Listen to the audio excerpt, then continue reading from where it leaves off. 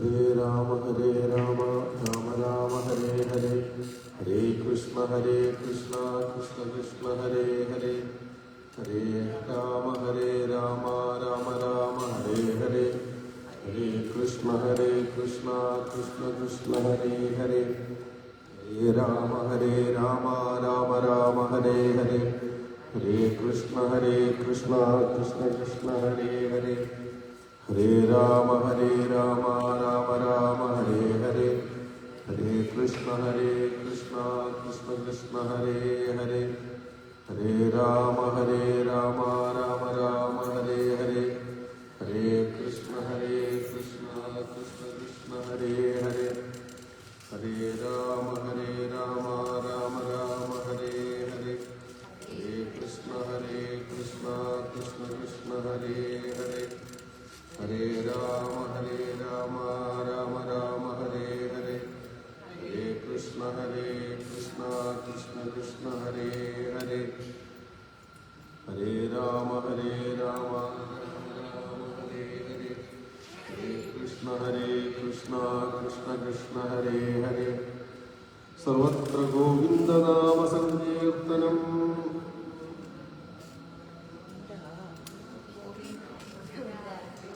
പോയില്ല.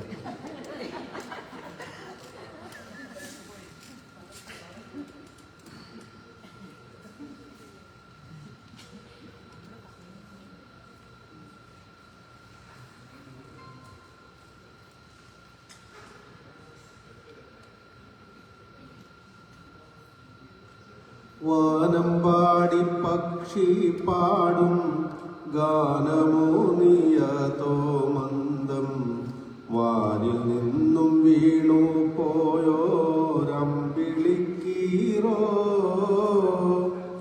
തേനിലൂറും മാധുരിയോ മാനിനീയ വ്രാധികതൻ, നാനാലീല ദയാദ്രിയോ ദയാബോധിയോ,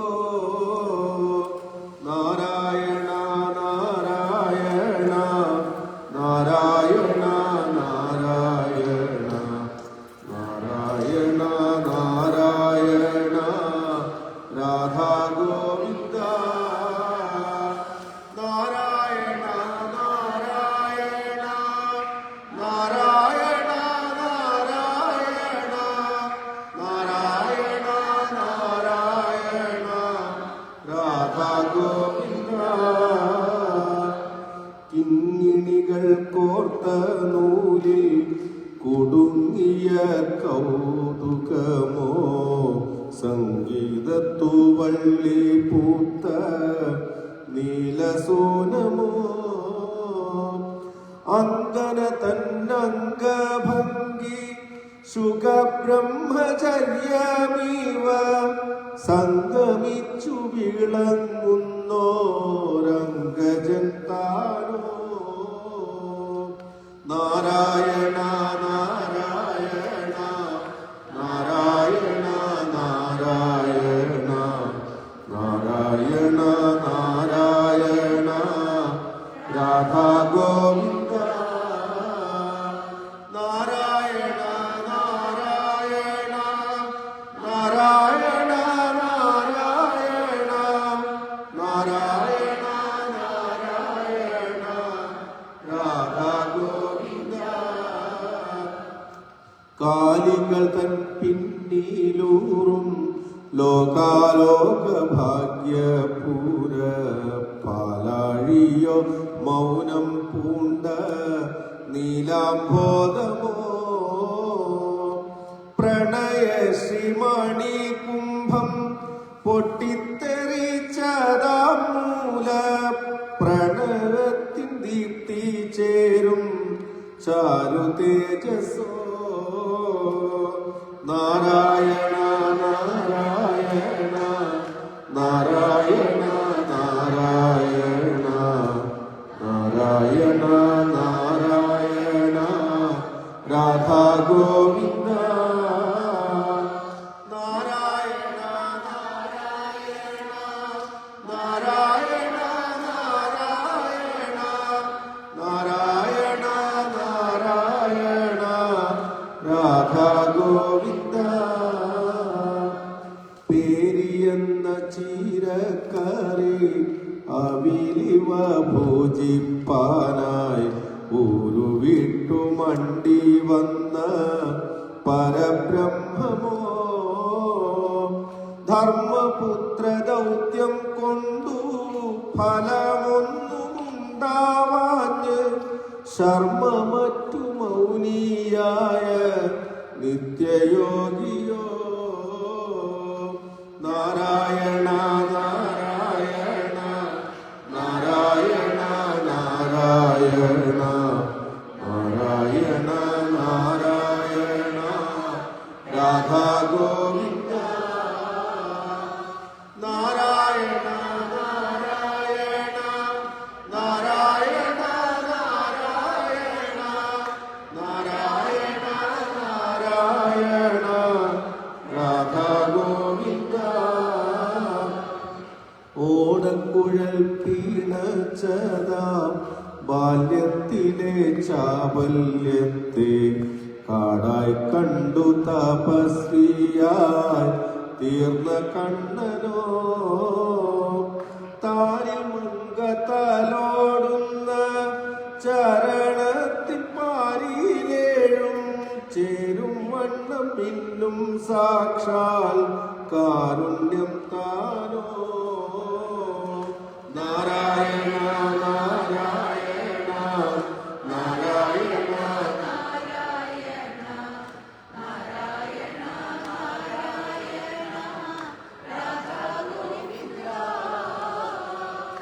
നാരായണ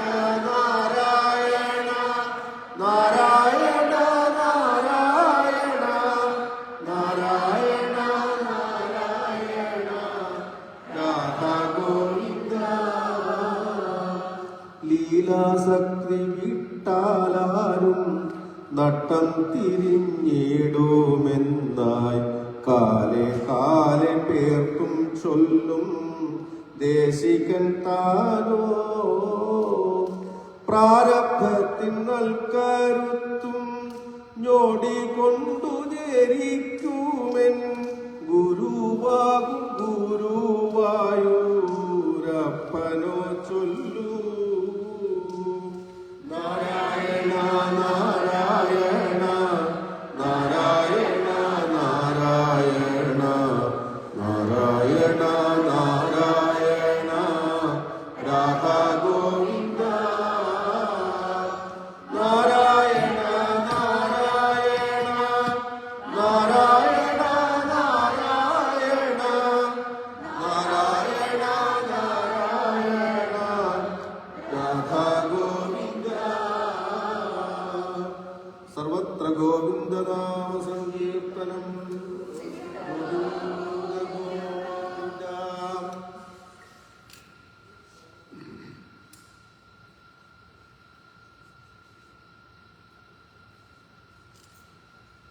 ഗുരുബ്രഹ്മ ഗുരുവിഷ്ണു ഗുരുദേവോ മഹേശ്വര ഗുരു സാക്ഷാൽ പരബ്രഹ്മ തസ്മൈ ശ്രീ ഗുരവേ നമഃ.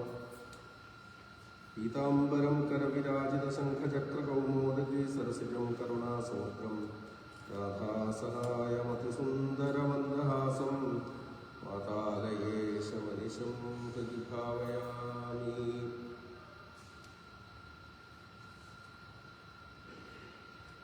ജന്മാദ്യസ്യ യതഃ എന്നാണ് ഭാഗവതം ആരംഭിക്കുന്നത്. നമുക്കെല്ലാവർക്കും അറിയാം. ജന്മാദ്യസ്യ യതഃ എന്നത് ഒരു സൂത്രമാണ്. ബ്രഹ്മസൂത്രം എന്നൊരു ഗ്രന്ഥം ഉപനിഷത്ത് താൽപര്യങ്ങളെ സൂത്രരൂപേണ വ്യാസൻ സംഗ്രഹിച്ച ഗ്രന്ഥമാണ് ബ്രഹ്മസൂത്രം. സൂത്രം എന്ന് പറഞ്ഞാൽ ലഘുവായിട്ടുള്ള വലിയ അർത്ഥത്തെ ഉൾക്കൊള്ളുന്ന ലഘുവായിട്ടുള്ള വാചകങ്ങൾ. ഒരു വാക്കുകൊണ്ടോ 2 വാക്കുകൊണ്ടോ 3 വാക്കുകൊണ്ടോ ഒക്കെ ഒരു സൂത്രം ഘടിപ്പിക്കാം. 555 സൂത്രങ്ങളുള്ള ഗ്രന്ഥമാണ് ബ്രഹ്മസൂത്രം. ഉപനിഷത്ത് താല്പര്യങ്ങളെ അത് ചെറിയ ചെറിയ വാചകങ്ങളായിട്ട് സൂത്രവാക്യം നമ്മൾ പഠിക്കുമല്ലോ, പെട്ടെന്ന് ഓർമ്മിക്കാനും കാര്യം ഡയറക്റ്റായിട്ട് നമുക്ക് മനസ്സിലാക്കാനും ഈ സൂത്രങ്ങൾ ഉപകരിക്കും. ഉപനിഷത്ത് മുഴുവൻ വായിച്ചു നോക്കുന്നതിന് പകരം അത് വായിച്ചിട്ടുള്ളവർക്ക് ഈ ബ്രഹ്മസൂത്രം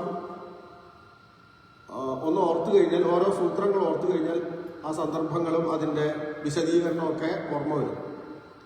ഞാൻ പറയണത് ഇത് അത്ര എളുപ്പമല്ല, കാരണം വലിയ അർത്ഥങ്ങൾ ഉൾക്കൊള്ളുന്ന ചെറിയ ചെറിയ വാക്യങ്ങളാണ്. അപ്പം അതിന് വ്യാഖ്യാനം പഠിക്കേണ്ടി വരും നേരത്തെ. എങ്കിലും നമുക്ക് പഠിച്ചു കഴിഞ്ഞാൽ ഓർത്തിരിക്കാൻ ഈ സൂത്രം ഓർത്താൽ മതി.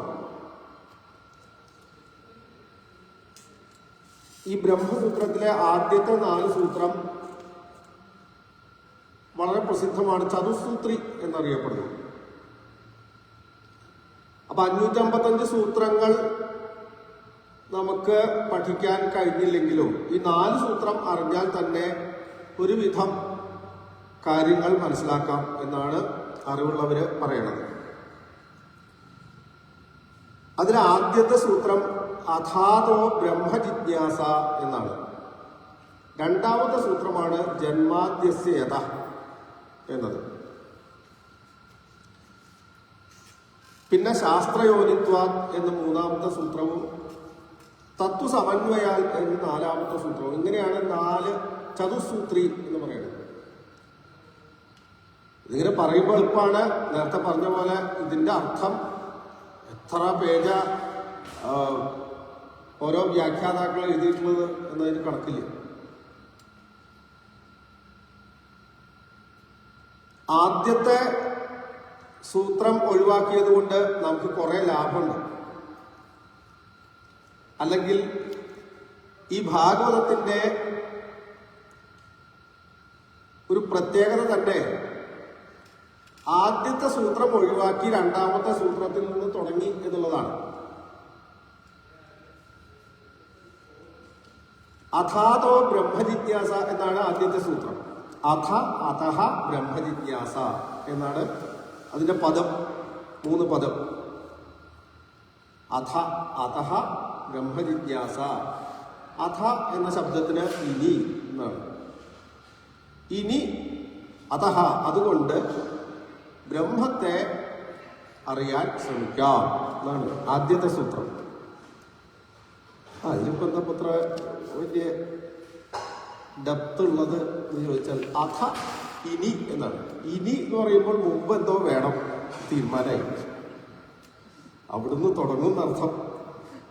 അപ്പൊ അതെന്താണ്, എന്താ മുമ്പ് നമ്മള് നേടേണ്ടത്? അഥ ഇനി മുമ്പ് എന്ത് വേണം? ആ മുമ്പ് വേണ്ട സംഗതികളെയാണ് സാധനാ ചതുഷ്ടയം എന്ന് പറയുന്നത്. 4 കാര്യങ്ങൾ, സാധനകൾ ചെയ്ത് നമുക്ക് ഈ ബ്രഹ്മത്തെ അന്വേഷിക്കാനുള്ള ഒരു യോഗ്യത നേടണം. എന്താ 4 സാധനങ്ങൾ? സാധനാ ചതുഷ്ടയത്തിലെ ആദ്യത്തേത് നിത്യാനിത്യ വസ്തുവിവേകം. നിത്യമേത് അനിത്യമേത് ഇതിനെ വിവേചിച്ച് ഒരു ധാരണ ഉണ്ടാവണം. ഇതിനെ വിവേചിച്ച് നമുക്കറിയണം. പിന്നെ ഇഹ അമുത്രച ഫലഭോഗവിരാഗം. ഈ ലോകത്തും ഇനി വേറൊരു ലോകത്തും അങ്ങനെയൊക്കെ വിശ്വാസം ഉണ്ടല്ലോ, സ്വർഗം, അവിടെ ചെന്ന് സുഖിക്കാമെന്നൊക്കെ. അങ്ങനെയുള്ള എല്ലാ ഭോഗങ്ങളിലും വിരക്തി ഉണ്ടാവണം. ഇവിടെ വിരക്തി ഉണ്ടായ പോരാ, അടുത്ത ലോകങ്ങളിലും സുഖം അനുഭവിക്കണം എന്നുള്ള ഒരു ആഗ്രഹം ഉണ്ടാവരുത്, പരമവിരക്തി ഉണ്ടാവണം. 3ാമത്തെ ശമദമാദി ഷഡ്ക സമ്പത്തി. ശമം ദമം തുടങ്ങി 6 ഗുണങ്ങൾ ഉണ്ടാവണം. ശമം ദമം ഉപരതി തിതിക്ഷ ശ്രദ്ധ സമാധാനം. ഇതാണ് 6. ശമം മനസ്സിന്റെ അടക്കം, ദമം ഇന്ദ്രിയങ്ങളുടെ അടക്കം, ഉപരതി പുറമേയുള്ള സകലത്തിലുമുള്ള താല്പര്യം വിട്ട് അവനവനിൽ രമിക്കുക, ഉപരതി ആത്മാവിൽ രമിക്കുക. തിതിക്ഷ എന്ത് അനുഭവങ്ങളും അതിന് പ്രതികരിക്കാതെ സഹിക്കുക, തിതിക്ഷ. ശ്രദ്ധ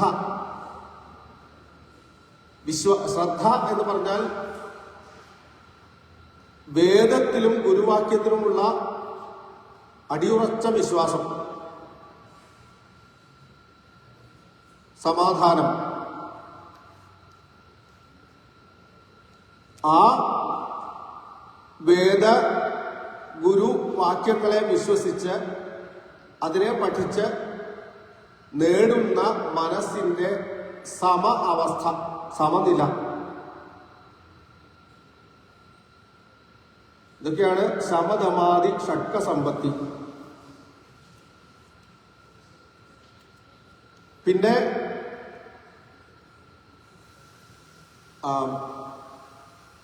മുമുക്ഷുത്വം, മോക്ഷം വേണം എന്നുള്ള തീവ്രമായ ആഗ്രഹം. ഇതാണ് 4 സാധനാ ചതുഷ്ടയം എന്ന് പറയുന്നത്. ആരും പരിഭ്രമിക്കണ്ട, ഇതൊക്കെ വേണമെന്നാണോ ഇപ്പം പറയണത് ഭാഗവതം? ഭാഗവതം കേൾക്കുന്നതൊന്നും വേണ്ടാതാ പറയണത്. അതാ പറഞ്ഞത്, ഈ അഥാതോ ബ്രഹ്മജിജ്ഞാസ ഒഴിവാക്കി ഒന്നും വേണ്ട. അത് രണ്ടാമത്തേത് തുടങ്ങിയുള്ളൂ. യോഗ്യതകളൊക്കെ മാറ്റിവെച്ചു. യോഗ്യത ഒന്നും വേണ്ട. കാരണം എന്താ? ഇത് എല്ലാവർക്കും അറിയാൻ പാകത്തിന്, എല്ലാവരെയും പടിപടിയായിട്ട് ഉയർത്താൻ പാകത്തിന് അങ്ങനെ ഒരു സംവിധാനം ചെയ്ത് നിർമ്മിച്ച ഒരു ഗ്രന്ഥമാണ്. ഇന്നലെ കേട്ടില്ലേ, ധുന്ധുകാരിക്ക് മുക്തി കിട്ടി. ആർക്കും ഇതിനെ സമീപിക്കാം. ഇതിനങ്ങനെ യോഗ്യതയില്ല. അതാ സനൽകുമാര മഹർഷി പറഞ്ഞത്. നാരദൻ ചോദിച്ചപ്പോൾ ആരാ യോഗ്യൻ എന്ന് ചോദിച്ചപ്പോൾ ധുന്ധുകാരിയെ പോലെയുള്ളവരാണ് ഉത്തമ യോഗ്യന്മാരെന്നാ പറഞ്ഞത്. എന്ന് പറഞ്ഞാൽ ആർക്കും. പിന്നെ എന്താ യോഗ്യം വേണ്ടത്?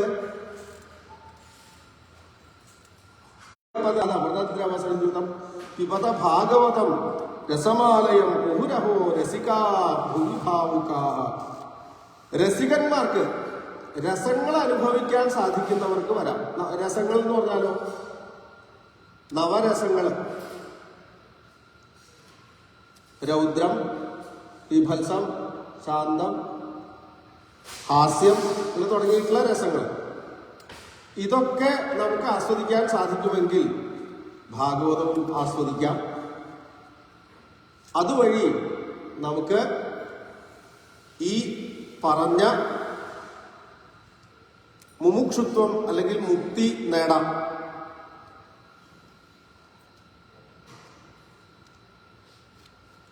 പത്താമത്തെ സ്കന്ധത്തിൽ കൃഷ്ണന്റെ കഥകൾ പറയുമ്പോൾ കൃഷ്ണൻ മധുരയിൽ ചെന്ന് കുവലയാപീഠം എന്ന ആനയെ കൊന്ന് ആ ആനയുടെ ഒരു കൊമ്പ് ഇങ്ങനെ തോളത്ത് വെച്ച് മല്ലരംഗത്തേക്ക് പ്രവേശിക്കുന്ന ഒരു രംഗമുണ്ട്. അപ്പൊ അവിടെ ധാരാളം ആളുകള് തടിച്ചു കൂടിയിട്ടുണ്ട്. ഈ കൃഷ്ണൻ മല്ലരംഗത്തേക്ക് ബലരാമനോട് കൂടി പ്രവേശിച്ചപ്പോൾ അവിടെ ഇരിക്കുന്ന ആളുകൾക്ക്, പലതരത്തിലുള്ള ആൾക്കാരാണ്, അവർക്ക് കൃഷ്ണനെ പലതരത്തിൽ അനുഭവപ്പെട്ടു എന്നാണ്. വളരെ പ്രസിദ്ധമായിട്ടുള്ള ഒരു ശ്ലോകമാണ് ഭാഗവതത്തില്. ദശമസ്കന്ധത്തില് 43-ാം അധ്യായത്തിൽ കാണും. മല്ലാനാമശനി നൃണാം നരവര സ്ത്രീണാം സ്മരോമൂർത്തിമാൻ ഗോപാനാം സ്വജന അസതാം ക്ഷിതിഭുജാം ശാസ്ത സ്വമിത്രോ ശിശു മൃത്യുർഭോജപതേ വിരാടവിദുഷാം തത്വം പരം യോഗിനാം വൃഷ്ണീനാം പരദേവതേതി വിദിതോ രംഗം ഗതസാഗ്രജ എന്നാണ് ആ ശ്ലോകം. 10 തരത്തിലുള്ള ആൾക്കാർക്ക് 10 തരത്തിൽ ഭഗവാനെ അനുഭവപ്പെട്ടു എന്നാണ്. ഒരേ ഭഗവാൻ ഒരേ സമയം 10 തരത്തിലുള്ള ആൾക്കാർക്ക് 10 രീതിയിൽ അനുഭവപ്പെട്ടു എന്നാണ്.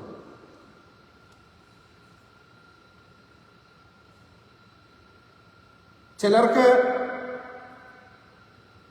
ദേഷ്യം, ചിലർക്ക് ഭയം, ചിലർക്ക് പുച്ഛം, ചിലർക്ക് ഹാസ്യം. സുഹൃത്തുക്കളായിട്ടുള്ള ഗോപന്മാർക്കൊക്കെ കൃഷ്ണൻ ഇങ്ങനെ വരണ കണ്ടപ്പോൾ, തങ്ങളുടെ സുഹൃത്താണല്ലോ, കൂട്ടുകാരനാണല്ലോ, ഇതൊരു പല വേഷങ്ങളും കെട്ടിയിട്ടുണ്ട്, അവരൊക്കെ കണ്ടിട്ടുണ്ട്. അപ്പൊ അവർക്കൊരു കളിയായിട്ട് ഹാസ്യം തോന്നി എന്നാണ്. സ്ത്രീകൾക്കൊക്കെ കാമദേവനായിട്ട് തോന്നി എന്നാണ്. കംസന് മൃത്യു തന്നെ വരുന്നു, ഭയം. ഇങ്ങനെ 9 രസങ്ങൾ, നവരസങ്ങളും 10ാമതായിട്ട് ഭക്തി എന്ന രസവും ചിലർക്ക് ഉണ്ടായി എന്നാണ്. ഇതിനർത്ഥം ഭഗവാനെ അനുഭവിക്കാൻ, കൃഷ്ണനെ നമുക്ക് പ്രാപിക്കാൻ കഠിനമായിട്ടുള്ള ഇത്തരം സാധനങ്ങളൊന്നും ആവശ്യമില്ല. നമ്മൾ ഭൗതികമായിട്ടുള്ള ജീവിതം ആസ്വദിക്കുന്ന ആ ഒരു ആസ്വാദനം കൃഷ്ണനിലേക്ക് തിരിച്ചാൽ നമുക്ക് വളരെ എളുപ്പത്തിൽ തന്നെ മോക്ഷ പദവി കിട്ടും എന്നാണ് അർത്ഥമാക്കുന്നത്. ഭഗവാന് അല്ലെങ്കിൽ ബ്രഹ്മം തന്നെ ഭഗവാന് രസം എന്നൊരു പേരുണ്ട്. രസോ വൈ സഹ എന്നാണ് തൈത്തരീയോപനിഷത്ത്. രസം എന്നാൽ ഭഗവാൻ തന്നെയാണ്. രസം എന്ന് പറഞ്ഞു കഴിഞ്ഞാൽ ആനന്ദമാണ്, അത് ഭഗവാൻ തന്നെയാണ് എന്നാണ്. അതുകൊണ്ട് ഈ ഭാഗവതം 1ാമത്തെ ബ്രഹ്മസൂത്രം ഒഴിവാക്കി 2ാമത്തെ ബ്രഹ്മസൂത്രം കൊണ്ട് ആരംഭിച്ചത് കൊണ്ട് ബ്രഹ്മസൂത്രമാണ് എന്ന് വിചാരിച്ച് നമ്മൾ പരിഭ്രമിക്കേണ്ടതില്ല. വളരെ നമുക്ക് എളുപ്പമാക്കുകയാണ് ഉണ്ടായത്. നമുക്ക് വലിയ സാധനങ്ങളൊന്നും അനുഷ്ഠിക്കേണ്ട, ആസ്വദിക്കാം. കഥകളൊക്കെ ആസ്വദിക്കാൻ കഴിവുള്ളവർക്ക് ചിരിക്കാനും കരയാനും ശുദ്ധിയെടുക്കാനും ഒക്കെ കഴിവുണ്ടെങ്കിൽ ഈ ഭാഗവതവും ആസ്വദിക്കാം എന്നാണ്. വലിയ യോഗ്യതയൊന്നും വേണ്ട വേറെ. അപ്പൊ ജന്മാദ്യസ്യ യഥ എന്ന ആ ബ്രഹ്മസൂത്രം, ജന്മാദി അസ്യ യതഃ, 3 പദങ്ങളാണുള്ളത്. അസ്യ ജന്മാദി, അസ്യ എന്ന് പറഞ്ഞാൽ പ്രപഞ്ചത്തിന്റെ, ഇതിന്റെ എന്ന് പറഞ്ഞാൽ പ്രപഞ്ചത്തിന്റെ ജന്മാദി, ജന്മം മുതലായവ എന്ന് പറഞ്ഞാൽ ഉൽപ്പത്തി, സ്ഥിതി, വിനാശം. ഈ പ്രപഞ്ചത്തിന്റെ സൃഷ്ടി, സ്ഥിതി, സംഹാരം ഏതിൽ സംഭവിക്കുന്നുവോ അത് എന്ത്? അതാണ് ലക്ഷ്യസ്ഥാനം, ബ്രഹ്മം അഥവാ ഭഗവാൻ എന്നർത്ഥം.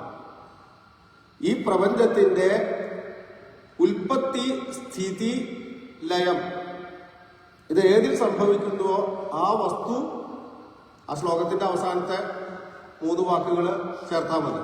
ആ വസ്തു എന്താണ്? സത്യം, പരം, ധീരം. സത്യമായിട്ടുള്ള പരമ വസ്തുവാണ്. അതിനെ ഞങ്ങൾ ധ്യാനിക്കുന്നു.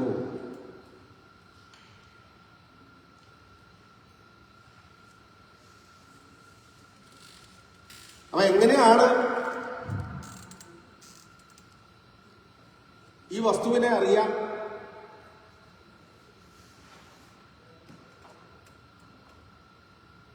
ഈ പ്രപഞ്ചത്തിന്റെ സൃഷ്ടിക്ക് കാരണമായിട്ട് ഒരു വസ്തുവേ ഉള്ളൂ എന്ന് അവിടെ സൂചിപ്പിക്കുക കഴിഞ്ഞു.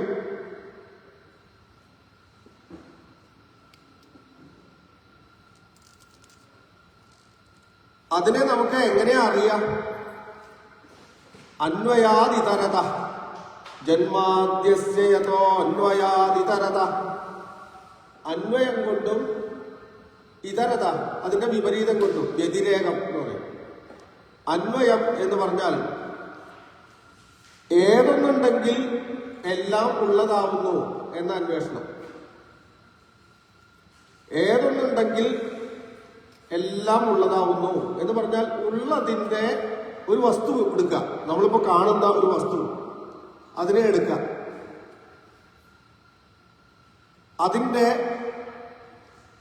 അത് ഉള്ളതായി തീരുന്നത് പ്രധാനമായിട്ട് എന്തുകൊണ്ടാണ്? അതിൻ്റെ പ്രധാന ഘടകം എന്താണ് എന്ന് അന്വേഷിക്കുക. അതിനെ ഉള്ളതാക്കി തീർക്കുന്ന പ്രധാന ഘടകം എന്താണ്? അത്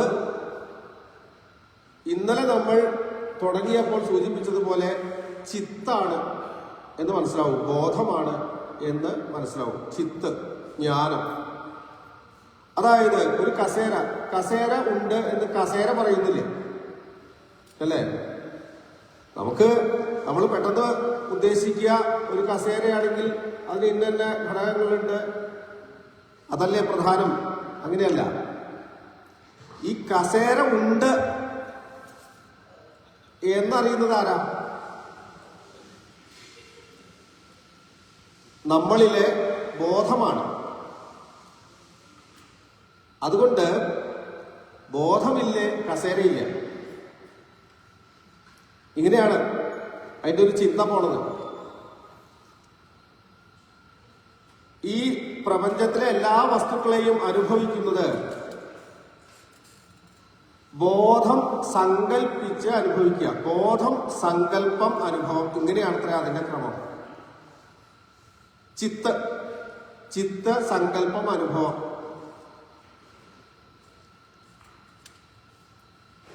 അതുകൊണ്ട് അന്വയയുക്തി ഇതാണ്.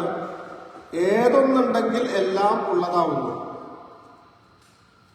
ഇതിന് ഏകശ്ലോകി എന്ന് പറയുന്ന ശങ്കരാചാര്യന്റെ ഒരു പ്രകരണ ഗ്രന്ഥമുണ്ട്. ഒറ്റ ശ്ലോകം മാത്രമുള്ള. ഒരു ശിഷ്യനും ഗുരുനാഥനും തമ്മിലുള്ള സംഭാഷണ രൂപത്തിലാണ്. ശിഷ്യനോട് ഗുരുനാഥൻ ചോദിക്കുക, കിഞ്ചോതി തവ, എന്താണ് നിനക്ക് വെളിച്ചം? അപ്പോ ശിഷ്യൻ പറയാണ്, ഭാനുമാനഹനിമേ രാത്രൗ പ്രദീപാദികം. സൂര്യനാണ് പകല് എനിക്ക് വെളിച്ചം, രാത്രിയിൽ വിളക്കാണ്. രവിദീപദർശനേക്കും. ഈ സൂര്യനെയും വിളക്കിനെയും, അല്ലെങ്കിൽ ഇലക്ട്രിസിറ്റി എന്താവട്ടെ, വിളക്കിനെയും കാണുന്നതിന് നിനക്ക് എന്താ വെളിച്ചം? അതിനെ കാണണ്ടേ? അതിനെന്താ വിളിച്ചത്? ചക്ഷുഹു, കണ്ണാണ്. സംശയമില്ലല്ലോ ആർക്കും. അപ്പൊ ചക്ഷുസിനെ അറിയുന്നത് എന്താണ്? കണ്ണുകൊണ്ട് നമ്മൾ പലതും കാണും. പക്ഷെ നമ്മള് കാഴ്ച ഉള്ളിലേക്ക് അനുഭവമായിട്ട് വരുന്നത് എപ്പോഴാണ്? നമ്മളിപ്പോ ഇവിടെ ഇരിക്കുമ്പോൾ തന്നെ ശ്രദ്ധിക്കുന്നതിനനുസരിച്ചല്ലേ നമുക്ക് കേൾക്കാൻ പറ്റുള്ളൂ.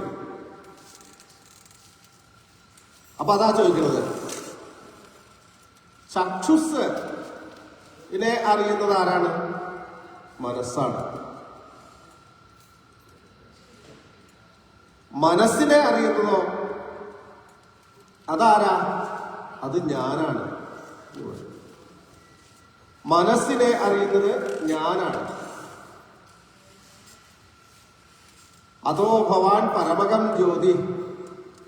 അതെ, നീയാണ്, ആ ഞാനാണ്, നിന്റെ ഉള്ളിലെ ആ ഞാനാണ് പരമമായിട്ടുള്ള ജ്യോതിസ്. അതായത് സൂര്യനുമല്ല വിളക്കുമല്ല, ഞാൻ ഞാൻ ഞാൻ എന്ന ആ ബോധമാണ് എന്നർത്ഥം. അതാണ് എഴുത്തച്ഛൻ ഇതേ ശ്ലോകം ഇങ്ങനെ, അർക്കാനലാതി വെളിവൊക്കെ ഗ്രഹിക്കും ഒരു കണ്ണിന്നു കണ്ണു മനമാകുന്ന കണ്ണതിനു കണ്ണായ താനെന്നു. അതാണ്, അത് തന്നെയാണ് ഈ പറയുന്നത് അന്വയം, അന്വയയുക്തി. ഞാനില്ലെങ്കിൽ പിന്നെ എനിക്ക് വല്ല അനുഭവം ഉണ്ടോ? ഞാനില്ലെങ്കിൽ എനിക്ക് അനുഭവമില്ല. അതുകൊണ്ട് ഞാനാണ് സർവവും എന്നാണ് സ്ഥാപിക്കുന്നത്. ഈ ഞാൻ എന്ന് പറഞ്ഞാൽ നമുക്ക് ഇപ്പോ ഈ വ്യക്തിയായിട്ടാണ് അനുഭവപ്പെടുന്നത്. അതിനെ നമ്മൾ ജഡം എല്ലാം കളഞ്ഞ് തെളിയിക്കുമ്പോൾ അത് ശുദ്ധബോധമായിട്ട് ബ്രഹ്മമായിട്ട് മാറും. അതാണ് ആധ്യാത്മികമായിട്ടുള്ള വഴിയിൽ നമ്മുടെ പ്രവൃത്തി എന്നുള്ളത്. ഇതിനെ ശുദ്ധീകരിക്കുക, ഈ ഞാനിനെ ശുദ്ധീകരിക്കുക. ഞാനിൽ കുറെ ജഡവസ്തുക്കൾ ചേർന്നിട്ടുണ്ട്. ശരീരം ജഡമാണ്, ഉറപ്പല്ലേ? ഇന്ദ്രിയങ്ങൾ ജഡമാണ്. ഈ ജഡവസ്തുക്കളെയൊക്കെ മാറ്റുമ്പോൾ ഞാൻ ശുദ്ധമാവും. ആ ശുദ്ധമായിട്ടുള്ള ഞാൻ എന്ന ബോധം സാക്ഷാൽ ഭഗവാൻ തന്നെയാണ്.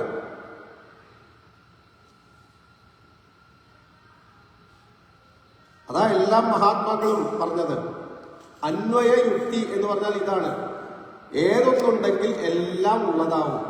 അപ്പോ അതിന്റെ വിപരീതം എന്താണ്? ഏതൊന്നില്ലെങ്കിൽ ഒന്നുമില്ലാത്തതാകും. ഏതില്ലെങ്കിൽ ബോധം എവിടെ നിന്ന് പിൻവലിഞ്ഞുവോ ബാക്കി ആ വസ്തു ഇല്ലാതെ നമ്മൾ ഞാൻ എന്ന ബോധം ഇല്ലയോ ഒന്നുമില്ല. പിന്നെ ഇതാണ് അന്വയം വ്യതിരേകം. അന്വയാതിതരത ച അർത്ഥേഷു അഭിജ്ഞ.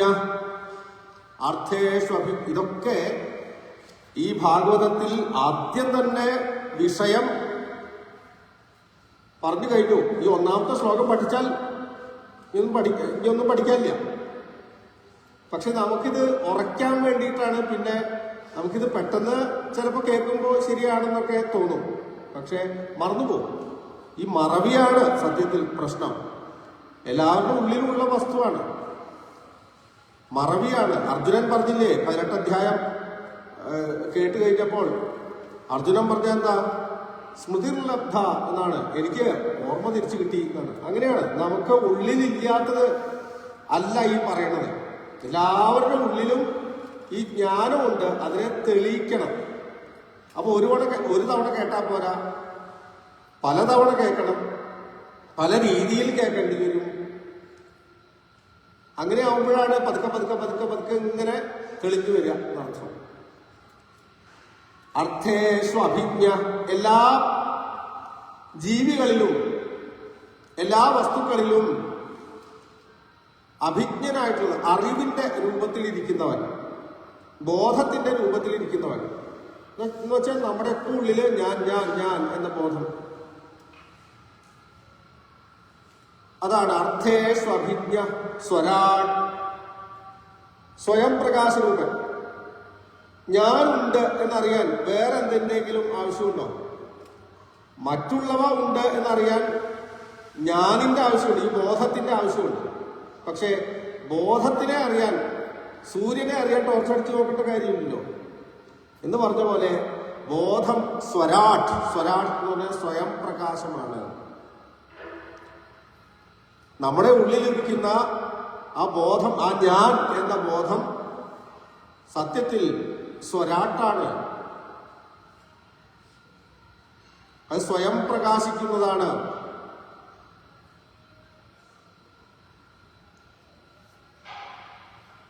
ജന്മാദ്യസ്യ യതോന്വയാദിതരതശ്ചാർത്ഥേഷു അഭിജ്ഞസ്വരാൾ തേനേ ബ്രഹ്മഹൃദായ ആദികവയേ.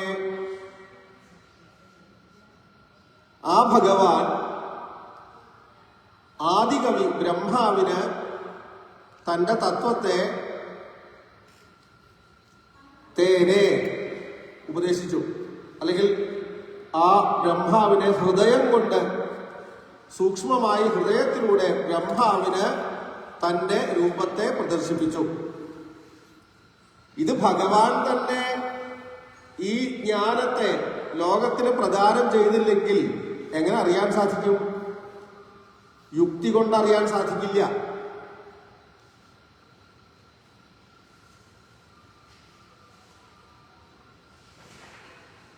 അതിനെ ഇന്ദ്രിയങ്ങൾ കൊണ്ട് അറിയാൻ സാധിക്കില്ല. മനസ്സുകൊണ്ട് ബുദ്ധി കൊണ്ട് ചിന്തിച്ചറിയാൻ സാധിക്കില്ല. കാരണം എന്താ? ഇവയൊക്കെ ജഡമാണ്. ജഡമായിട്ടുള്ള വസ്തുക്കളെ കൊണ്ട് എങ്ങനെയാണ് ബോധത്തിനെ അറിയാൻ സാധിക്കുക?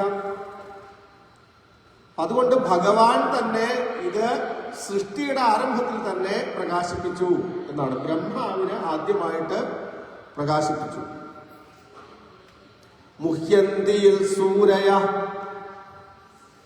പണ്ഡിതന്മാര്, നല്ല ജ്ഞാനികൾ വരെ ഈ ഭഗവാനെ പൂർണ്ണമായിട്ട് അറിയാൻ കഴിയാതെ മോഹിക്കുന്നു എന്നാണ്. മുഹ്യന്തിയൽ സൂരയ തേജോവാരി മൃതാം യഥാ വിനിമയോ യത്ര ത്രിസർഗോ മൃഷ. ഈ അദ്ദേഹം ഇവിടെ സൃഷ്ടി ചെയ്യുന്നു.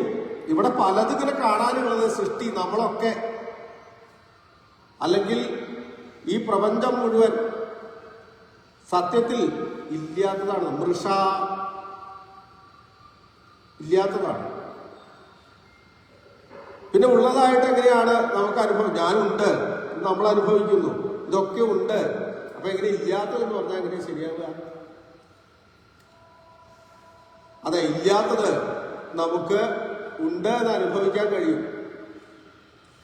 എന്താ അതിന്റെ? മരുഭൂമിയിൽ കാനൽ ജലം കാണുന്നു, മിറാഷ്. എങ്ങനെയാ? തേജോവാരി മൃതാം. അതാ അവിടെ പറയണത്.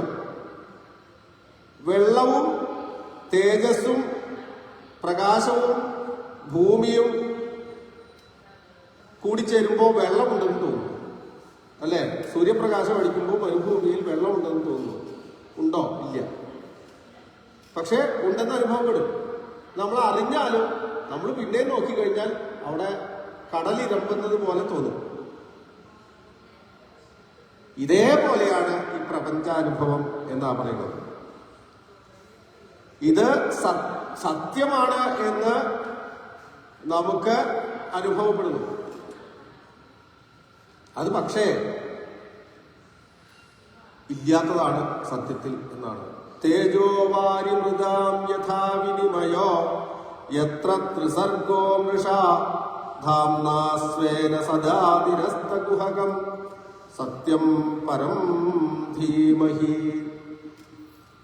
അപ്പോ ഭഗവാന്റെ ആ മായാശക്തി കൊണ്ടാണ് ഇത് ജീവന്മാർക്ക് ഈ പ്രപഞ്ചമൊക്കെ സത്യമായിട്ട് അനുഭവപ്പെടുന്നത്. വാസ്തവത്തിൽ ഇതില്ലാത്തതാണ് എന്നാണ്. എന്നാൽ ഭഗവാന്റെ മായ ഭഗവാനെ മോഹിപ്പിക്കുന്നുണ്ടോ? ഇല്ല എന്നാണ്. നിരസ്തകുഹകം.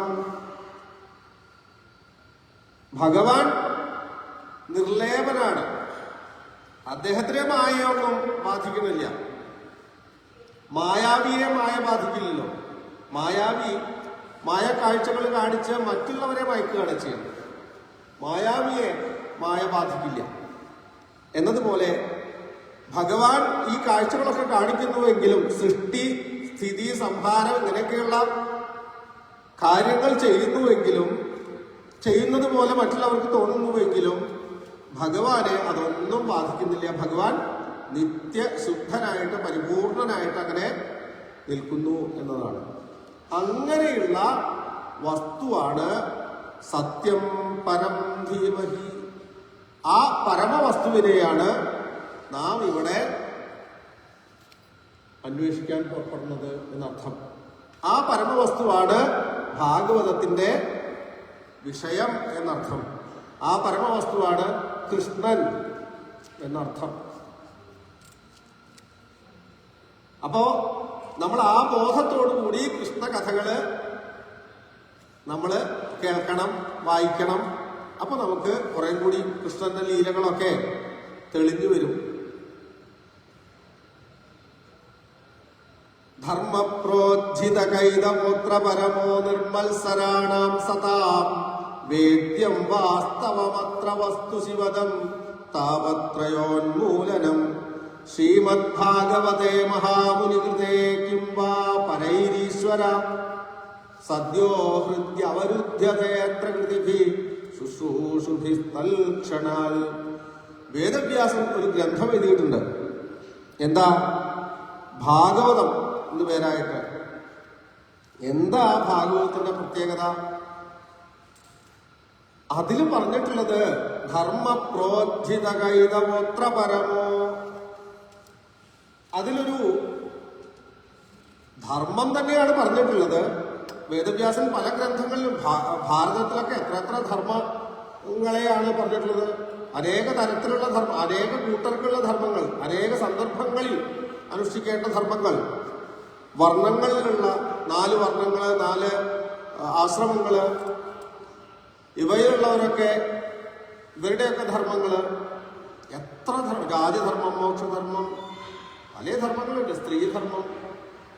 പക്ഷെ ഈ ഭാഗവതത്തിൽ പറയുന്ന ധർമ്മം എന്താണ്? പരമോധർമ്മ, പരമമായിട്ടുള്ള ധർമ്മത്തെയാണ് ഭാഗവതത്തിൽ പറയുന്നത് എന്നാണ്. ധർമ്മ പ്രോജ്ജിത കൈതവോത്ര പരമോ നിർമ്മത്സരാണാം സതാം വേദ്യം. പ്രോജ്ജിത കൈതവമാണ്. ഇത് പരമമായിട്ടുള്ള ധർമ്മമായതുകൊണ്ട് തന്നെ ഇതില് വലിയ കോംപ്ലിക്കേഷൻ ഒന്നുമില്ല. പരമമായിട്ടുള്ള ധർമ്മം എന്ന് പറഞ്ഞാൽ പരമവസ്തുവിനെ കിട്ടാനുള്ള ധർമ്മം എന്നർത്ഥം. അല്ലാതെ ചില്ലറ എന്തെങ്കിലും നമുക്ക് ലൗകികമായിട്ടുള്ള സൗഭാഗ്യങ്ങൾ നേടാനുള്ള ധർമ്മമല്ല ഭാഗവതത്തിൽ പറയുന്നത് എന്നർത്ഥം. എന്ന് വിചാരിച്ച് ആർക്കും കുണ്ഠിതൊന്നും വേണ്ട. പരമധർമ്മത്തെ ആശ്രയിച്ചു കഴിഞ്ഞാൽ ലൗകികവും ഒക്കെ കിട്ടും. അതുകൊണ്ട് ഇത് ഭാഗവതത്തിനെ ആശ്രയിച്ചു കഴിഞ്ഞാൽ ആഗ്രഹങ്ങളൊക്കെ സാധിക്കുമോ? സംശയമില്ല. അല്ല, ഇനിയിപ്പോ തെറ്റിദ്ധരിച്ച് പരമൊക്കെ അവിടെ നിൽക്കട്ടെ അങ്ങനെ വിചാരിക്കണ്ട.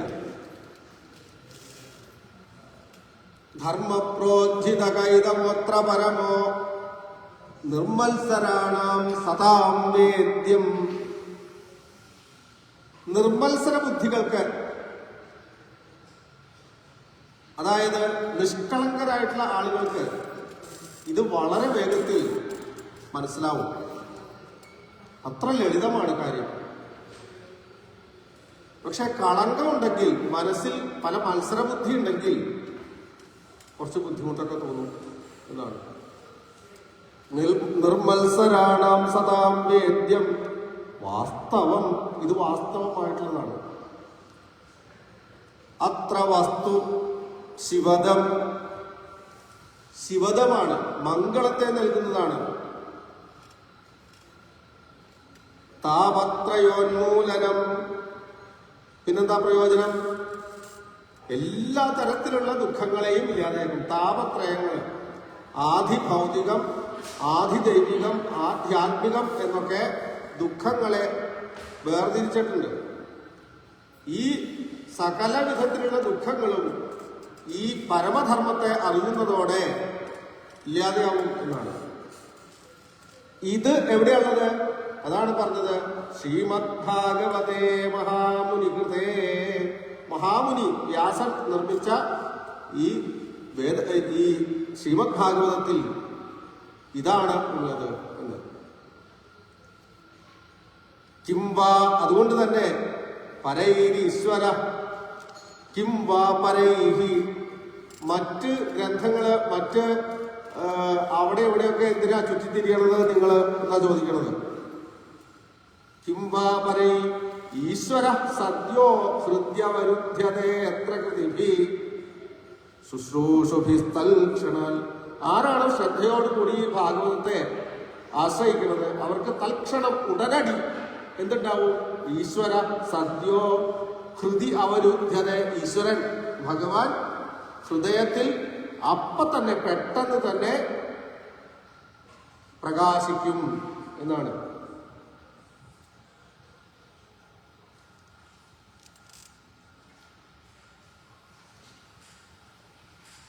ഈ ഭാഗവതത്തിൽ അതുകൊണ്ട് ആരാണോ ശ്രദ്ധയോടുകൂടി ആശ്രയിക്കുന്നത് അവർക്ക് സർവ്വദുഃഖങ്ങളും നശിക്കും, സിദ്ധി നേടാൻ സാധിക്കും, പരമതത്വത്തെ അറിയാൻ സാധിക്കും. അല്ല, അങ്ങനെയൊക്കെ പറയണമെങ്കിൽ ഇതിന് വേദസംഹിതി ഉണ്ടോ? ആർക്കും ഇങ്ങനെയൊക്കെ അത്യാവശ്യം കവിത്വമൊക്കെ ഉണ്ടെങ്കിൽ അടിച്ചുവിടാം, ഇങ്ങനെയൊക്കെ പറയാം. പക്ഷെ ഇതിന് എന്താണ് ഒരു വേദമാണല്ലോ പ്രമാണം. ഭാരതീയമായിട്ടുള്ള എന്തും അങ്ങനെയാണ്. വേദപ്രമാണം അംഗീകരിക്കാത്ത ഒന്നും നിലനിൽക്കില്ല. അതുകൊണ്ടാണ് ഈ പറയുന്നത്, മൂന്നാമത്തെ ശ്ലോകം നിഗമകൽപ്പതരോർഗളിതം ഫലം. ഇത് വേദമാകുന്ന കൽപ്പവൃക്ഷത്തിൽ ഉണ്ടായ പഴമാണ് ഭാഗവതം. അതെങ്ങനെയാണ് നമുക്ക് ലഭിക്കുന്നത്? സുഖമുഖാദ അമൃതദ്രവസംയുതം. ശുകനാണ് നമുക്ക് പറഞ്ഞു തരണത്. ശുകൻ എങ്ങനെ പറഞ്ഞു? അമൃതദ്രവസംയുതം. അമൃതമായിട്ടുള്ള ആ ശുകന്റെ വാണി കൂടി ചേരുമ്പോൾ ഈ വേദവിജ്ഞാനത്തിന് സ്വാദ് കൂടുന്നു എന്നാണ്. അതുകൊണ്ട് നമുക്കെന്താ വളരെ എളുപ്പമാണ്. പിബത, കുടിക്കൂ എന്നാ പറയണത്. ഒരു കഷ്ടപ്പാടുമില്ല സത്യത്തിൽ ഭാഗവതം ശ്രവിക്കാനായിട്ട്. വെറുതെ ഇരുന്ന് കേൾക്കുക. പിബത, കാതുകൊണ്ട് കുടിക്കൂ. ഭാഗവതം എന്താ കുടിക്കൂ എന്ന് പറയാൻ? അത്ര രസമാണ്. രസമാലയം മുഹുരഹോ രസികാ ഭുവി ഭാവുകാഃ. രസം ആണ് എന്ന് പറഞ്ഞിട്ട് കാര്യമില്ല. രസികത്വം ഇല്ലെങ്കിൽ കാര്യമില്ല, അത് അനുഭവിക്കാൻ പറ്റില്ലല്ലോ. രസികത്വം ഉണ്ടാവണം. അതുകൊണ്ടാണ് രസികന്മാരെ ക്ഷണിക്കുകയാണ്. നമുക്കൊക്കെ രസികത്വമുണ്ട്.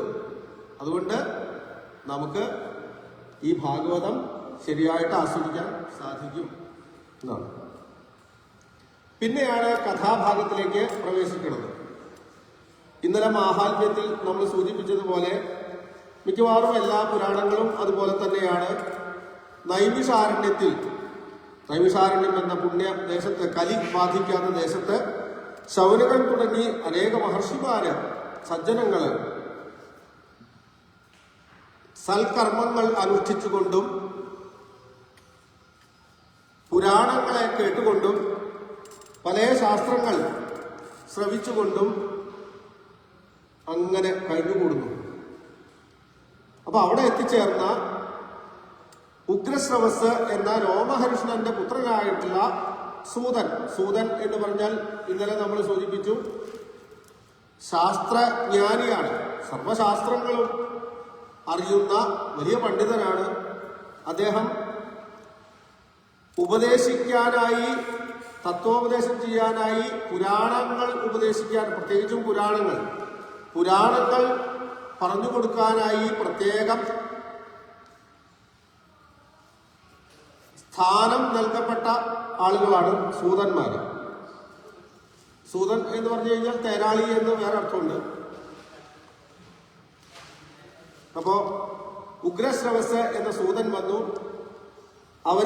അദ്ദേഹത്തിനെ സ്വീകരിച്ച് ശൗനകാദി മഹർഷിമാര് പറഞ്ഞു, ഞങ്ങളുടെ ഭാഗ്യമാണ്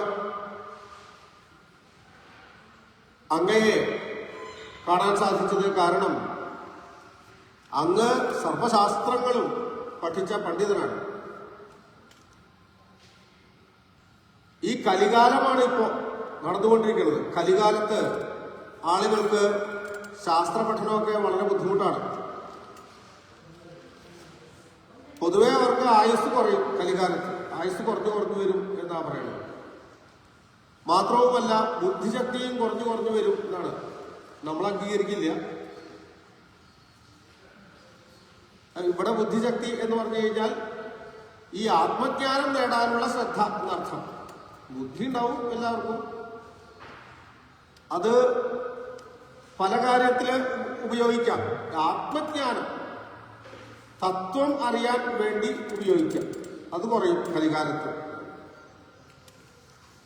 അപ്പോ അങ്ങനെയുള്ള ഞങ്ങൾക്ക്, ഈ കലികാലത്തെ ജനങ്ങൾക്ക് ശാസ്ത്രങ്ങളുടെ മുഴുവൻ സാരം എന്താണ് എന്ന് പറഞ്ഞു തരണം. എല്ലാ ശാസ്ത്രങ്ങളും പഠിക്കാൻ ഞങ്ങൾക്ക് സാധിക്കില്ല. എത്രയാ ഗ്രന്ഥങ്ങൾ എന്ന് ഒരു കണക്കുമില്ല. ഭാരതത്തില് ഈ ആധ്യാത്മികതയുടെ ഒരു ഈറ്റില്ലമാണ് ഭാരതം. അതുകൊണ്ടാണ് വിവേകാനന്ദ സ്വാമിയൊക്കെ പറയും, ഭാരതം നശിക്കില്ല. ഭാരതം നശിച്ചു കഴിഞ്ഞാൽ ലോകത്തിന് ഒരു ആശ്രയമില്ലാതെയാവും. എന്തായാലും ഒരു സമാധാനം വേണമല്ലോ. കുറച്ച് കഴിഞ്ഞാൽ സമാധാനം വേണമെങ്കിൽ ഭാരതത്തിലേക്ക് നോക്കേണ്ടി വരും. എന്താ കാരണം? അത്രയധികം ആധ്യാത്മിക ശാസ്ത്രങ്ങൾ ഭാരതത്തിലുണ്ട്. ഏത് തരക്കാർക്ക് വേണ്ടിയുള്ള, ഏത് തരക്കാർക്ക് ഏത് രീതിയിൽ അന്വേഷിക്കുന്നവർക്കും ഉപയുക്തമായിട്ടുള്ള രീതിയിൽ ശാസ്ത്രങ്ങൾ ഉണ്ട്.